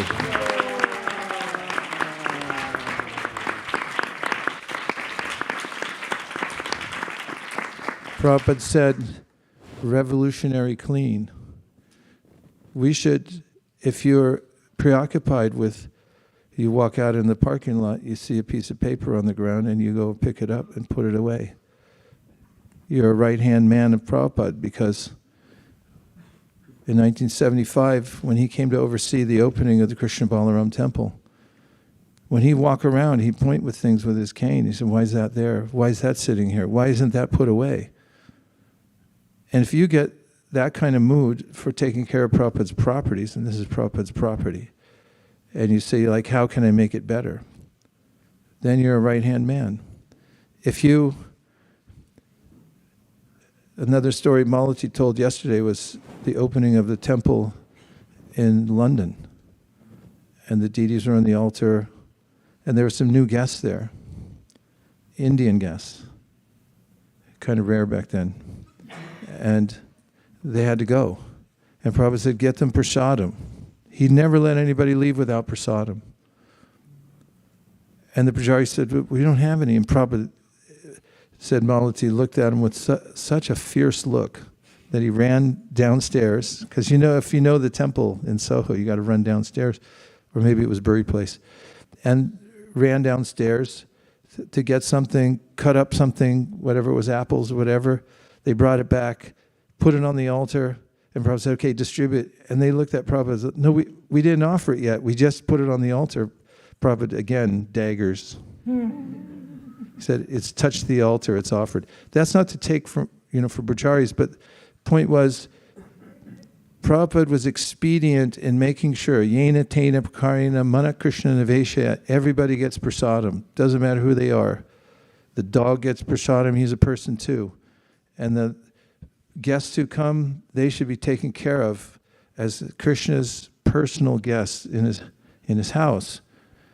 If you become aware of these things, the mood of Prabhupada and how to take care of those who come here to see Krishna, Kanishta, Madhyam, Uttam, whatever, not whatever, specifically we have to be very welcoming and take care of them. And then, of course, Prabhupada's overarching mood was give mercy.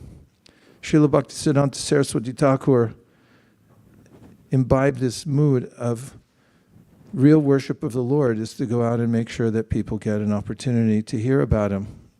And he emphasized the Briyat Madanga. Use technology, use printing, use whatever means you can, now social media and printing and everything else, to make sure that people get an opportunity to chant Hare Krishna. And that's something you should meditate on 24 hours a day. If you do that, then you're Prabhupada's right-hand man, and you're following in the footsteps, and other aspects as well. You had 3 questions. The other ones I can only give 30 seconds to each. Go ahead. Thank you, Maharaja. It was such a comprehensive answer. And the second one was that the Vasudeva Katha Prashna verse that you told. So there are three person, one who speaks and one who asks question and one all others. So can you again? I got confused. Who was the first? Like you told that whoever speaks is the Speaking gets the most. and second and third I was Hearing, those who are deliberately sitting there and hearing. I see. And third is everybody else in between. The listeners of who incidentally hear. So And second third question? No, second is like listening, and like those who are asking, they have to explicitly ask, or they just listen. They are also. Well, you're covered anyway, so don't worry. And the third question, Maharaj, that you told about the sentiment and knowledge about the Kanishta Adhikari, they don't have neither sentiment and knowledge. What about Madhyama and Uttama? Madhyamas have the sentiment for saving the conditioned souls. They feel the urgency. They feel satisfied when they see somebody get a Bhagavad Gita in their house. They feel happy that people hear the holy name, that they get prasadam. And they have utsaha and enthusiasm for that, so that they're willing to go out in all kinds of conditions and make it available to people. Yeah, that's it drives them. And then if they see a dog, they say there's a person, and they say, Hari Bol. My Sukha Sagari Devi Dasi is a good friend of Nirkula and mine. She passed some years ago, but she had a business, and she was an entrepreneur. Whenever she'd see animals, she always say Hari Bol to them. And her business associates, who weren't devotees, when we met them, she says, yeah, Candace, they called her Candace, that was her secular name.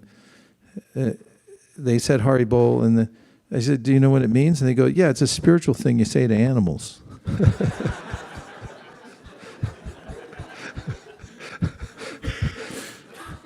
And so we should be concerned. If you see a little bug, like the other day, I saw a centipede, tiny little centipede, and I told them, Hare Krishna.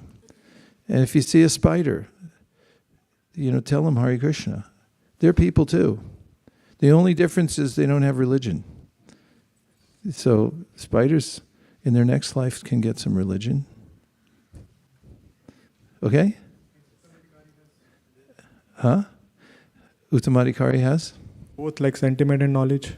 Yes, has sentiment, knowledge. And as I say, there's different ideas about Kanishta, Madhyamadhikari, Uttama. It's also mentioned how Kanishta Adhikari has Komal Shraddha. Faith is it's like Komal Shraddha means, when a little plant first puts up a creeper? It's so soft, you have to put a wall around it because it can be trampled really easily. So Kanishta Adhikari's faith is very soft and supple. And if someone brings some heavy argument about Mayavad or materialism or, what do you mean, there's no people in the universe besides us, whatever it may be, they can be shaken. But it's also mentioned by Vishwanath Chakravarti Thakur and Jiva Goswami, it's not shaken forever. It doesn't destroy them forever. It's just they have to make a comeback after that because their faith is weak. The Madhyamadhikari has really strong faith, but doesn't know how to back it up with Shastra. And the Uttamadhikari has strong faith and also knows the Shastra. Shastra Sunipana, knows how it all fits together and also how to use logic and to argue against atheists. Okay? Okay, Mayapur Vihari Prabhu. Hare Krishna Maharaj, thank you for the nice class. Maharaj, you mentioned worshipping the devotees. Worshipping the Guru, the Acharya is probably easier. In fact, the word you used is worshipping, not just serving the devotees. Can you please elaborate how do we worship devotees? Not necessarily the Guru only, but devotees whom we may consider at our par. So we can go more deeper into the worshipping part. Krishneti yasya gididam manasadriyeta dikshasti chet pranati bisha bhajantamisham. So he says, Rupa Goswami says, for the Kanishta Adhikari in your mind, you should respect them. As you should think, Aho Bhattashva Pachato Gariyan, if they can chant Hare Krishna, they've graduated to a level that nobody else is at. So in your mind, you should show respect. Dikshasti che prantibish chapajan. So pranams means if somebody's taken diksha, you should at least this, show them the bodily honor like that. And that there's no, worshiping devotees, Madbhakta Pujabyadika, Krishna says it himself, if you want to worship me properly, learn to worship my devotees. So, in Panihati, you've been there? Yeah, you've all been there. It's fantastic. We should all go to Panihati and just stay there for a week. We've passed through Panihati a couple times now. And when you go there, Bhakti True Maharaj was overseeing that project. So he told all his disciples, if any Prabhupada disciple comes here, you should put them here on a chair, you should wash their feet and take the water on your head. So any Prabhupada disciple comes into town, if you don't like that, don't come into town, because that's what you're going to get. They have a certain mood there, inculcated by their spiritual master. Show that kind of respect. There are myriad ways. When Krishna went to see Shrutadeva and Balalashva, then he came to the house of Shrutadeva, and Shrutadeva was glorifying Krishna in front of all the sages, and Krishna said, okay, stop it. Enough. He said, offer your respects to the sages, not to me. And one should just be aware of the fact that devotees are beloved of Krishna, and that showing them proper respect pleases Krishna.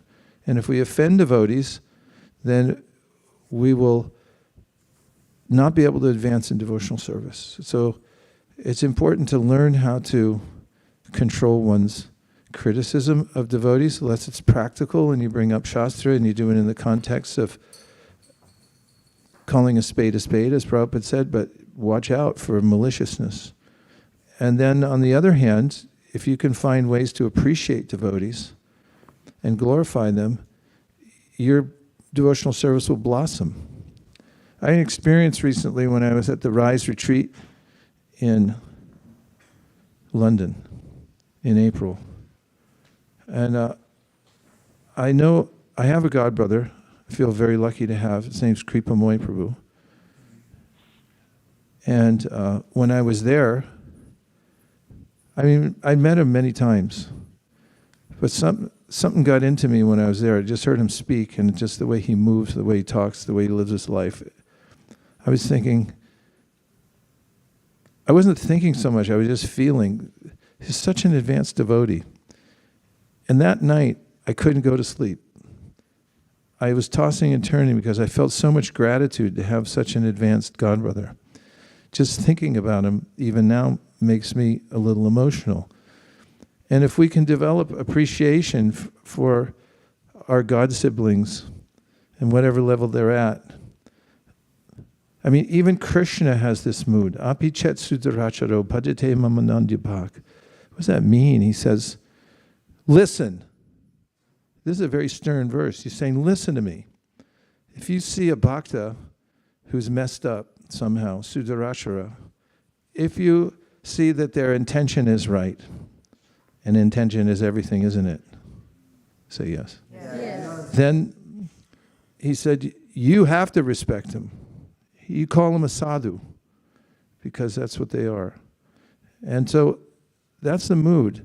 Now again, there has to be practical. If somebody's a bully, if somebody's obviously doing something against dharma and against the wishes of the acharya and so forth, then you have to point it out. And it's not that you just say, oh, it's all good.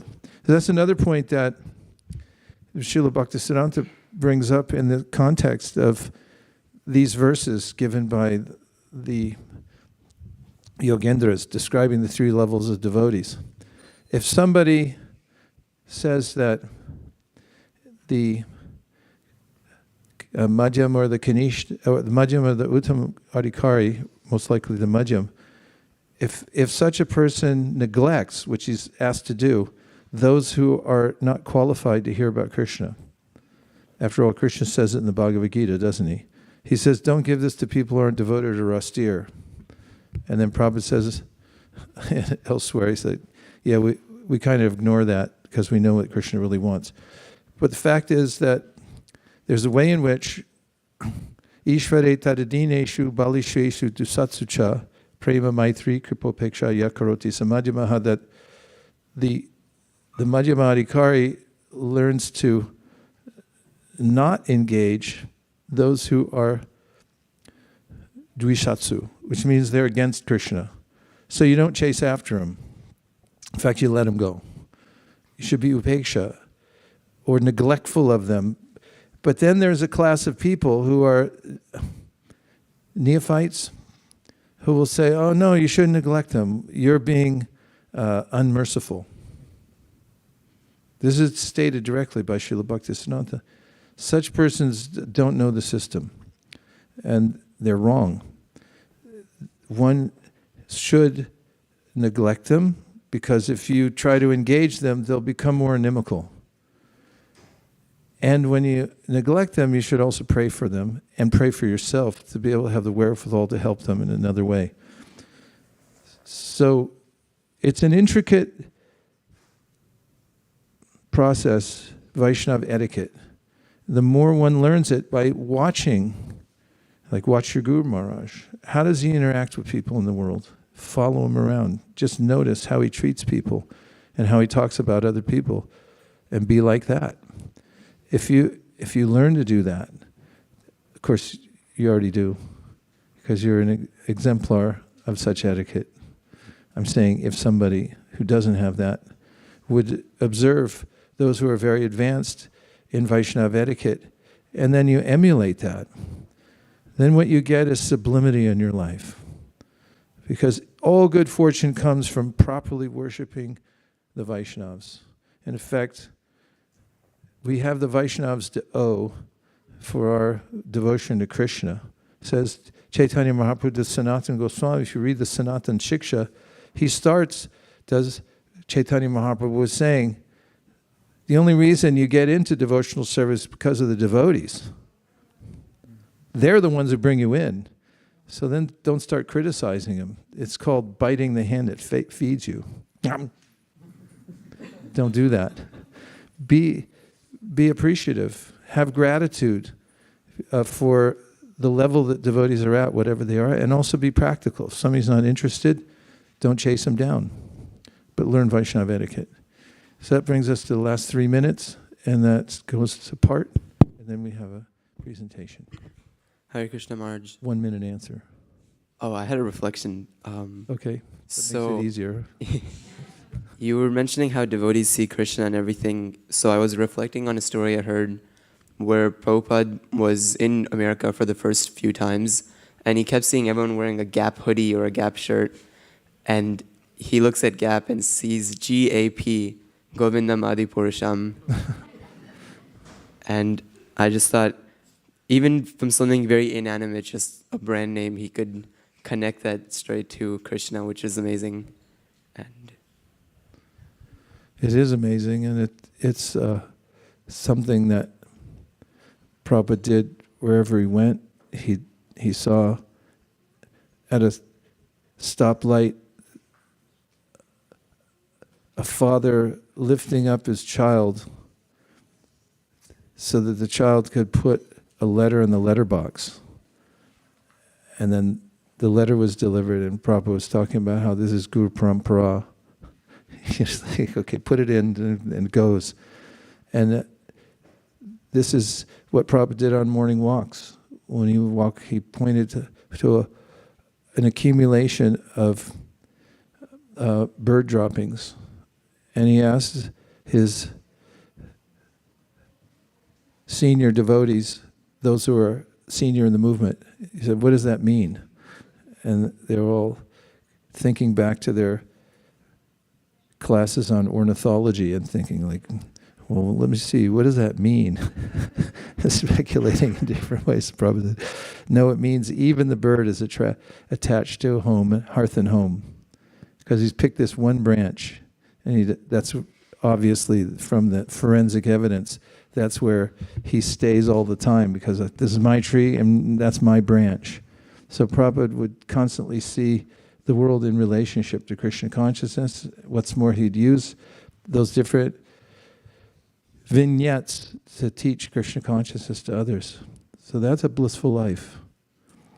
Dear Srila Prabhupada, dear Shri Chaitanya Mahaprabhu, Shri Shri Panchatattva, Shri Shri Radha Madan Mohan, Shri Shri Lakshmi Nrsingadev, if you so desire, please let us learn the etiquette of worshiping devotees. Please let us be kind friend to living beings by following the footsteps of our acharyas to widely, and that therefore widely distribute Krishna consciousness. Thank you for considering our requests. Om Tat Sat. Everyone agrees with this prayer in whole or in part. And we didn't get a question or a comment from Vaikundanayaka, so please unmute. Now you can unmute and say Hare Krishna. Vanchakalptarishya kripasinabhevacha patitanam pavanibhyo vaishnavebhyo namo namaha nantakoti vaishnavindaki jai go premanande haribol. So now we have the main part of our program this morning, which is a carefully curated lecture and presentation for one of the Kaishors. Hare Krishna.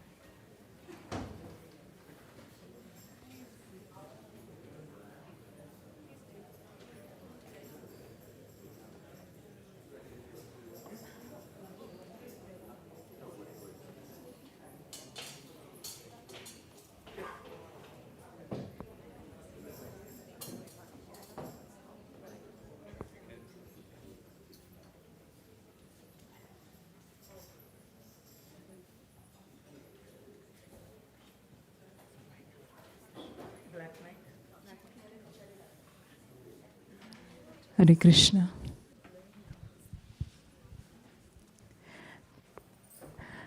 Thank you, Maharaj, for this wonderful class this morning.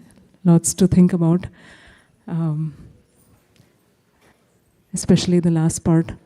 I was thinking of Prabhupada's wonderful pastimes, and in my own life, actually, it was only after I read the Your Ever Well-Wisher book, I was sold. I was like, Prabhupada is the person.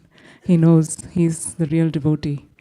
And so every pastime, every gesture, every mudra communicated so much in his life, and it continues to do for us. I'm very grateful that you brought that out. Thank you for sharing. Now we have Siddhi presenting on the topic, can God create a stone that he cannot lift? So I'll hand it over to Siddhi. This is the next slide, right? That's next. This is previous.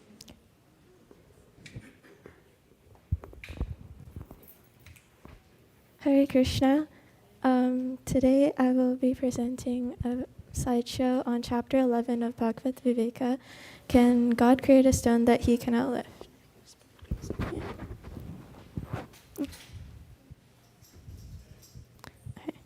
We have all heard pastimes of the Supreme Lord performing miracles. However, questions are raised about why he did things in a certain way. Today we will talk about a couple of his pastimes related to his control over nature and everything he created.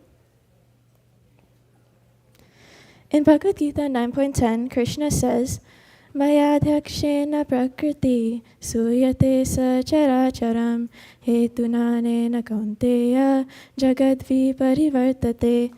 This material nature, which is one of my energies, is working under my direction, O son of Kunti, producing all moving and non-moving beings. Under its rule, this manifestation is created and annihilated again and again. He explains how nothing in this world happens independent of his will, whether it's a formation of planets or a falling of a single leaf. When we see stories like the building of the bridge to Lanka in the Ramayana or Krishna lifting the Govardhan hill, we shouldn't just see miracles. We should recognize that these actions reveal his control over nature and, more importantly, his love for his devotees. He doesn't act just to display power, but to teach, uplift, and connect with those who serve him. Why build a bridge when God could just walk on water?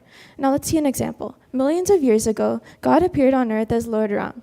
At one point, his wife Sita had been kidnapped by Ravana, and he had to cross the ocean to reach her. Instead of just walking across the water, he had his army of monkeys throw stones into the sea, and by the power of his name written on them, the stones floated. Even though Lord Ram is God, he could have easily walked across the ocean or flown. He chose to involve his devotees. This shows that the Lord performs miracles not to show off his power, but to give his followers a chance to serve and be a part of his divine mission. In another pastime, about 5,000 years ago, God appeared again, this time as a playful young boy. When he was just 7 years old, a huge storm was sent by Indra because the people of Vrindavan had stopped worshipping him. To protect them, Krishna didn't stop the rain, but instead he lifted the entire Govardhan hill with the little finger of his left hand and held it up like an umbrella for 7 days and nights. He stayed there with the villagers the whole time, showing them his love and also teaching a lesson to Indra about pride.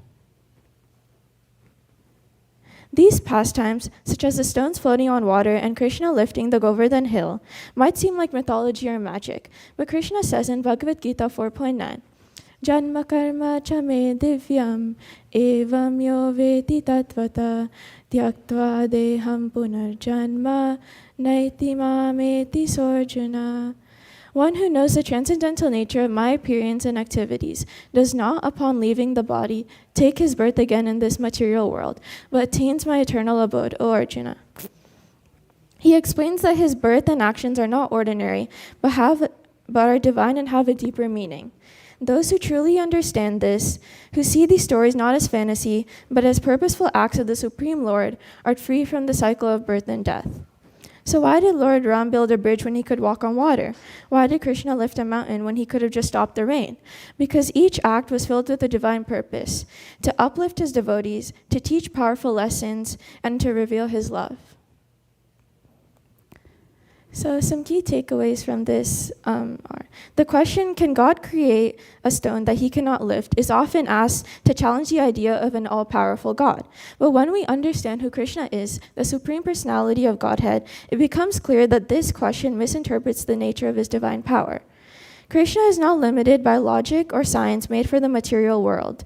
As we saw in his pastimes, he can make stones float when they normally sink. He can lift a mountain as just a young boy.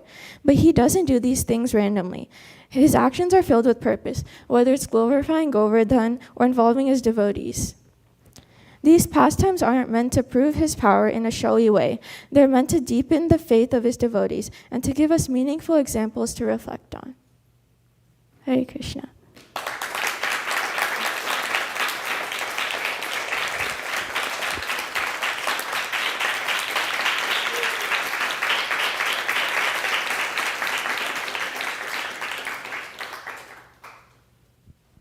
That was a tight presentation from beginning to end, pillar to post. You had no hesitation and clear stream of thought. And I found the thoughts well lined up and a satisfying conclusion. You actually answered the question that is a perennial question people ask here, there, and everywhere. But you brought it to a harmonious close. May I ask you a couple questions? Yeah. What was your process for putting this together? I mean, how did it feel? How long did it take? Did you do it in your spare time? Was it arduous or was it easy? What did it feel like? It wasn't easy, but I had help from my dad and my mom. I like started off by obviously reading the book, and then I like put together like all the notes that I had, and then like mix them up to make them flow. How did you keep the notes and bring them together? Did you write them on paper or on your computer? Like on my computer. I see. And it seems like the whole family was engaged in Krishna Katha because of it, right? Yeah. My question is, what grade are you in? That's not my I'm going question. to 10th. Just preliminary. Huh? I'm going to 10th. 10th grade. So let's say you meet somebody in 10th grade in your class who asks you this cliche question that people ask all the time: can God lift a rock he can create a rock that he can't lift himself? What kind of answer would you give a classmate, would you say? Like succinct, so that it satisfies their intelligence, if they have any. I think I would say it just like this slideshow, and I would explain that since he is the Supreme Personality of Godhead, he can do anything, but some things he does for a reason to like explain and like teach. I think it's a nice result of your putting this together, is that you have that as a ready answer, and you can expand on it with other ways in which people ask such questions to challenge the existence of God. Really nicely done. Thank you very much. Hare Krishna.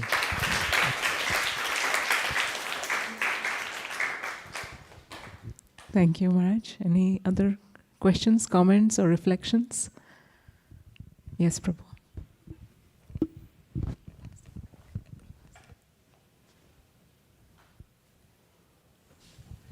Hare Krishna. It was nicely done presentation. It was very short, but I really like how you connected the Bhagavad Gita verses with the Bhagavatam stories. Yeah, thank you for the nice presentation. Hare Krishna. Anirudh, Prabhu. Thanks, Siddhi. It was a very good presentation, and you answered the question very nicely with examples. Just wanted to give feedback. I mean, you were a little tense. I understand sometimes standing in front of audience creates some tension and pressure. So, being a little slow, then it makes things easier. But anyway, it was overall a very good presentation, and I think the verses you put to back your decision or what you wanted to explain was really nice. Thank you.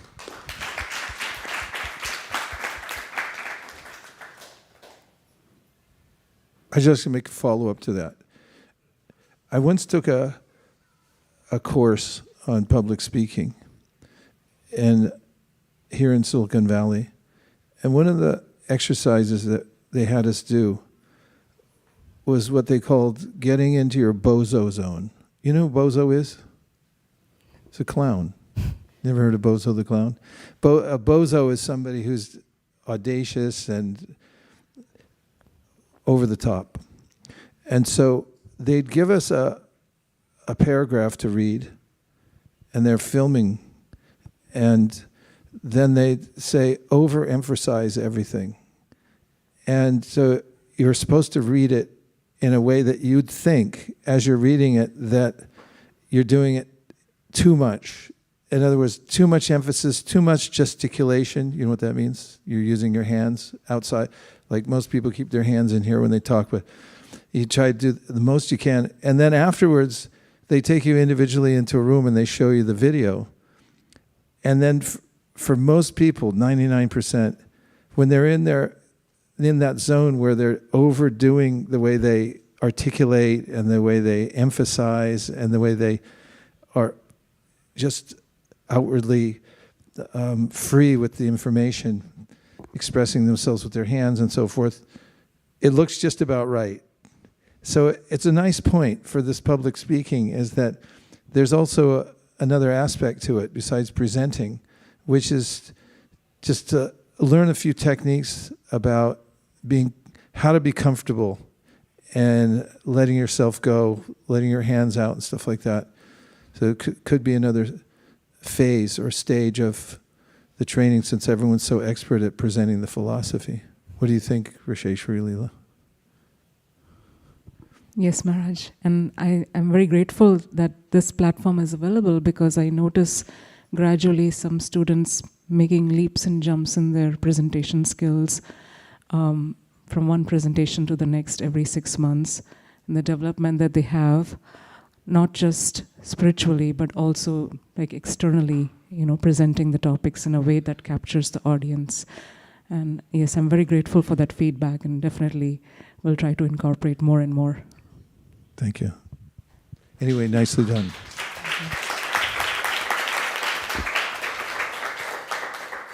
We have Shraddhama, and online we also have Tadiya Seva Prabhu.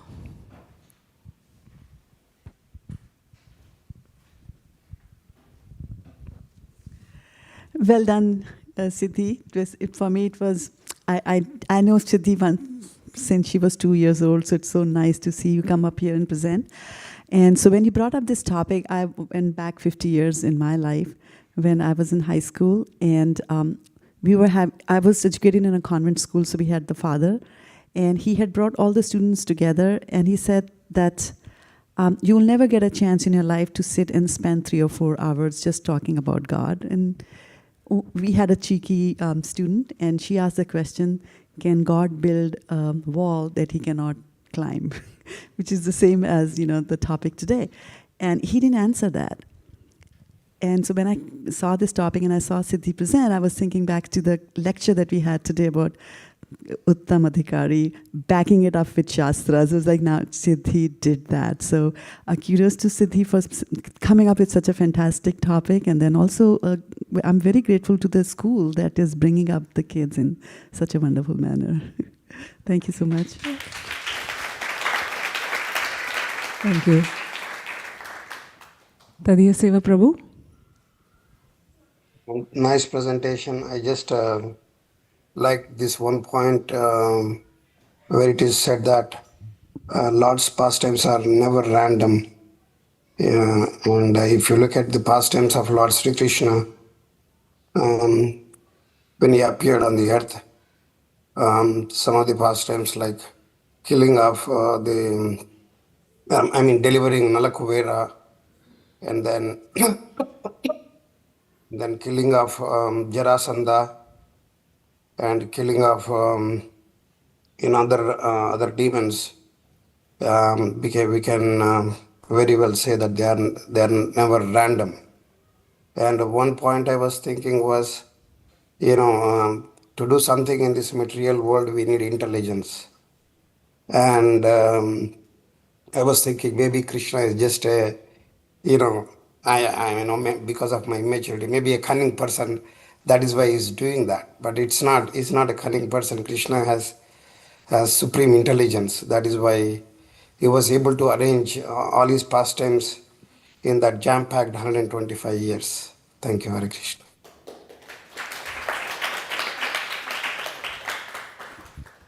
Thank you.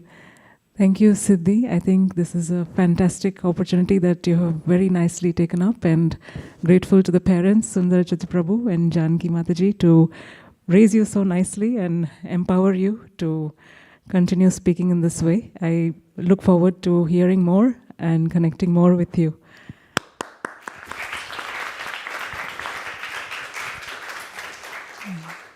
Jamuna Mataji wanted to have a video presentation. Yes, we have a word from our sponsor.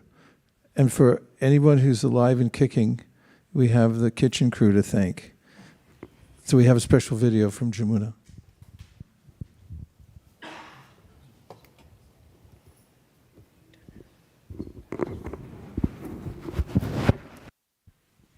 I wanted to thank you for such a nice class. I think the thing that I really took away was it was very empowering for every single person to do what they see right in front of them and to try and be Srila Prabhupada's right-hand person any way we can every day. I love the practical example of just seeing something out of place, some trash or something out of place and just putting it in a place, it's very empowering for all of us. So since the class, I started thinking, wow, what else can I do? There's so much more.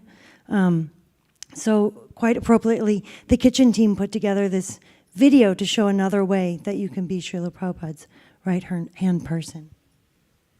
Is it ready? So we hope that you can see this and get inspired as well. And the nice thing, it's not just doesn't have to be a weekly commitment. It can be one day a month, which is very nice when you see that. Do you have something? Krishna, Hare Krishna, Krishna, Krishna. Hare Krishna everyone. Welcome to ISV Kitchen. This is where we cook our Hare Krishna, Krishna Krishna, Hare Hare, Hare Rama, Krishna, Hare Krishna, Krishna Krishna. Hare Krishna everyone. Welcome to ISV Kitchen. This is where we cook our Sunday feast. Last year we were serving 350 plates. This year we are up to 700. We need more volunteers to come and help prepare this beautiful feast. There are a lot of opportunities for you to come, serve your heart out and enjoy the Sunday feast. Kitchen prep is the place to be. It's really fun doing this for Krishna, and we make friends and also discuss Krishna Katha. There's a lot of energy listening to Kirtan and shopping. Hare Krishna, Hare Krishna.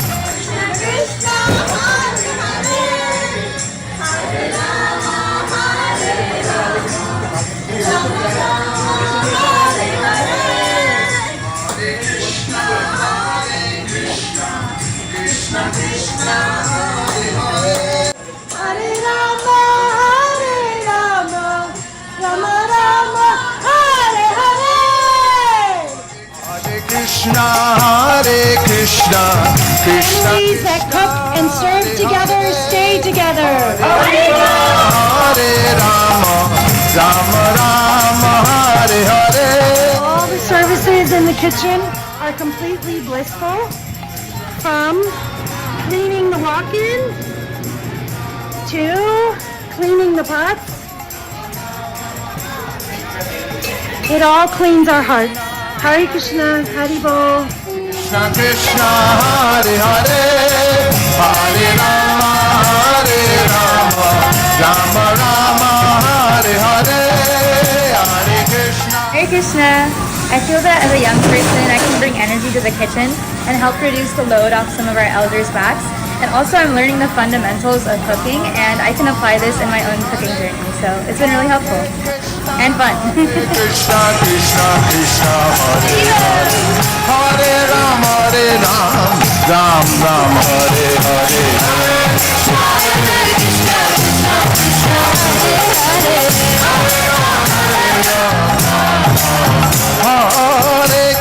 Hare Krishna, Krishna Krishna, Hare Hare, Hare Rama, Rama Rama, Hare Hare.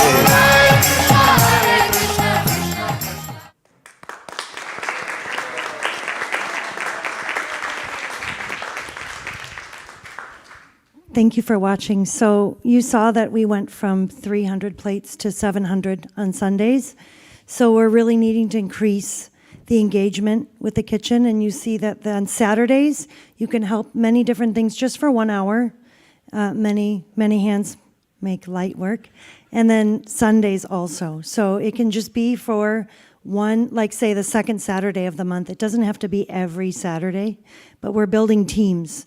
So it's not like going to take away from all of your other services, but you can commit just a little bit so that we can really make nice prasadam for so many newcomers that are coming. It's really working. There's so many new people coming, and we need a little more help in the kitchen.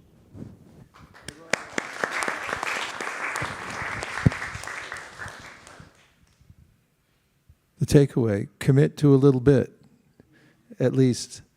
It's the heart of the temple, or we can say that a way to, an army runs on its stomach. And when the prasadam is at a high level and when there's cooperation in the kitchen, then we have a healthy community.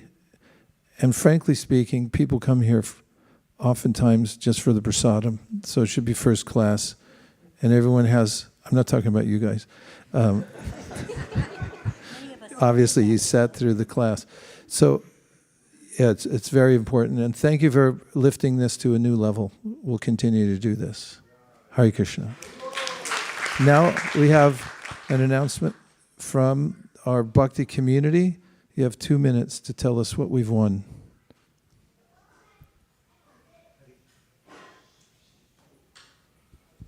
Hare Krishna. Thanks so much for the opportunity. As you know, Bhakti community is a community where we shower care to newcomers and help them to make progress on their path to Bhakti. I thank all the book distributors who regularly go out and give these bookmarks showing all the programs which are there on the Bhakti community. That's very helpful. We have weekly programs online throughout the week, Monday, Wednesday, Thursday, Friday, and Sunday. And we also have in-person program, like yesterday we had the Mantra Zone at San Jose, where some of the newcomers had come. Julius had come. He regularly attends Bhakti community. He's in Morgan Hill, so obviously it's very far from center, but we had an in-person program yesterday in San Jose, and he came in and he was very delighted to meet all the people in person whom he regularly attends online. And he looks forward because throughout the week, as you can imagine, there are so many stress, etc. And you need an avenue where you can come together and get uplifted and nourished. And this is what these association coming together provide. So please, thanks again. Continue to do so. Please do share the bookmarks every week so that whenever you go out for book distribution, so newcomers keep coming and we get the opportunity to keep associating with them and help them progress. Thank you. Hare Krishna. Now we have Team ISV Book Distribution, Malini Devi Dasi. Hare Krishna. We are in our Bhadra Purnima monthly Sankirtan festival coming up soon, but in between we have Janmashtami. And last Thursday we had our brainstorming meeting for the Bhadra Purnima. And I saw that few devotees joined the call, but it was so enlivening. Devotees shared so many ideas on how to expand the book distribution, especially the Bhagavatam set distribution. We sent out the notes, so please take a look at it. But one highlight was from that is that we should bring our calling party back, because I know that we are going a lot on book distribution, but there are so many pious souls who may be outside of the Bay Area. So we were just thinking of you, Shriji Priya Mataji, that we have to revive back. We have to reach out to some different business owners and see how we can also engage them in distributing Srimad Bhagavatam sets. So more to come on that.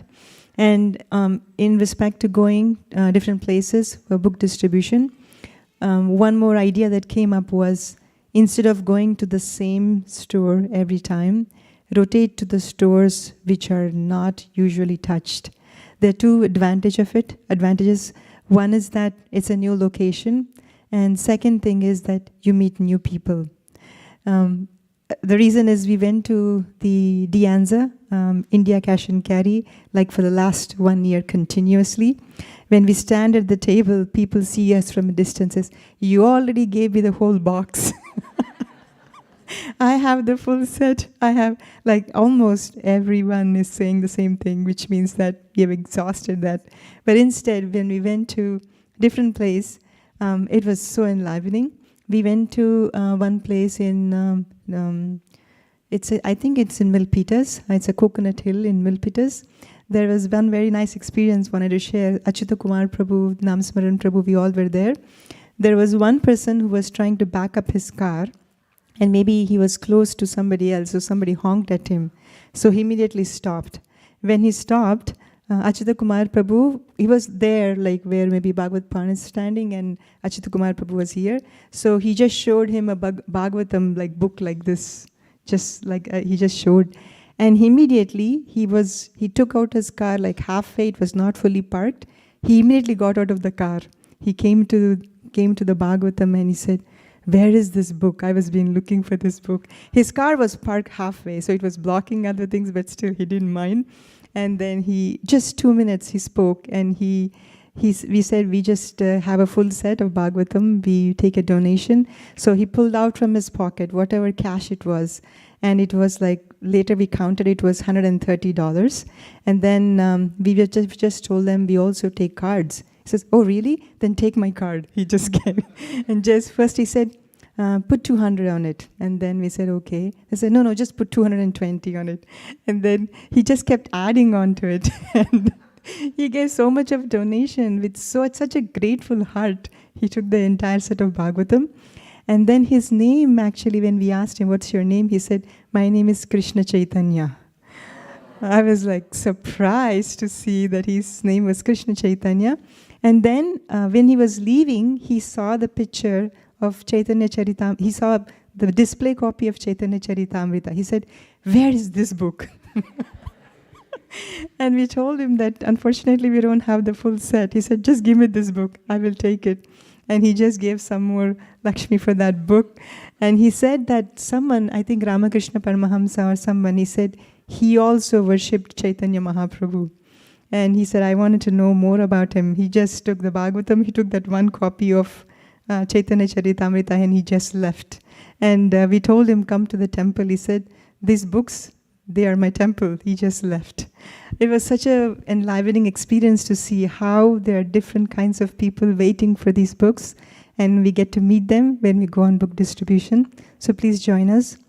We have locations in Fremont, we have location in Milpitas, San Jose, Cupertino, Dublin, Pleasanton, and Western Sankirtan team also has a big list of places where you can go.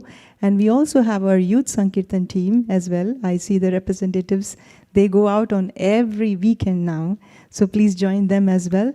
And if you have any questions, you can reach out to me, and I'll be happy to assist you. Thank you so much for listening.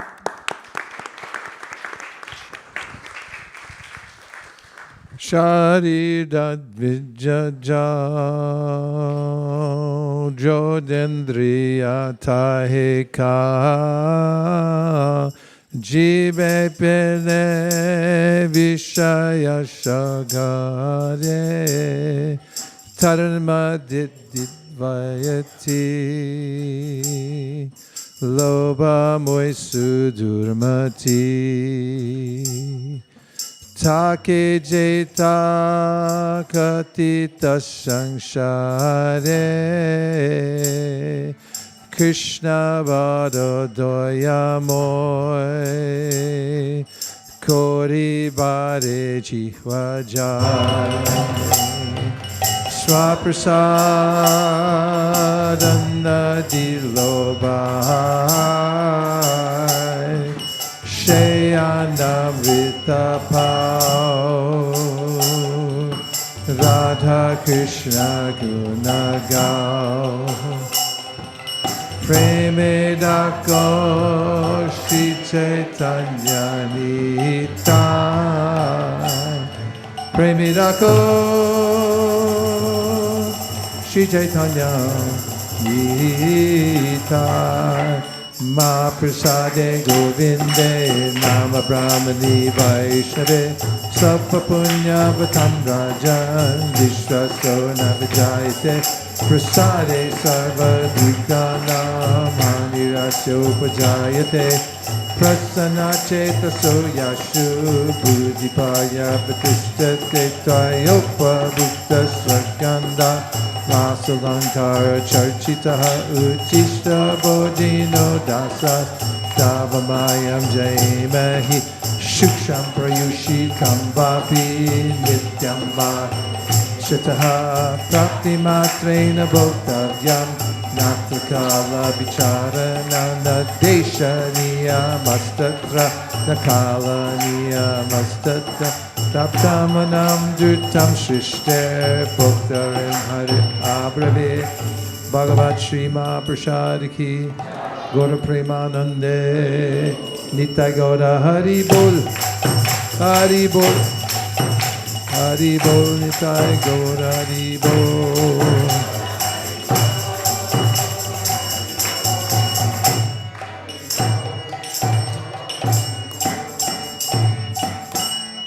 Please come take prasadam. Prasadam for everybody.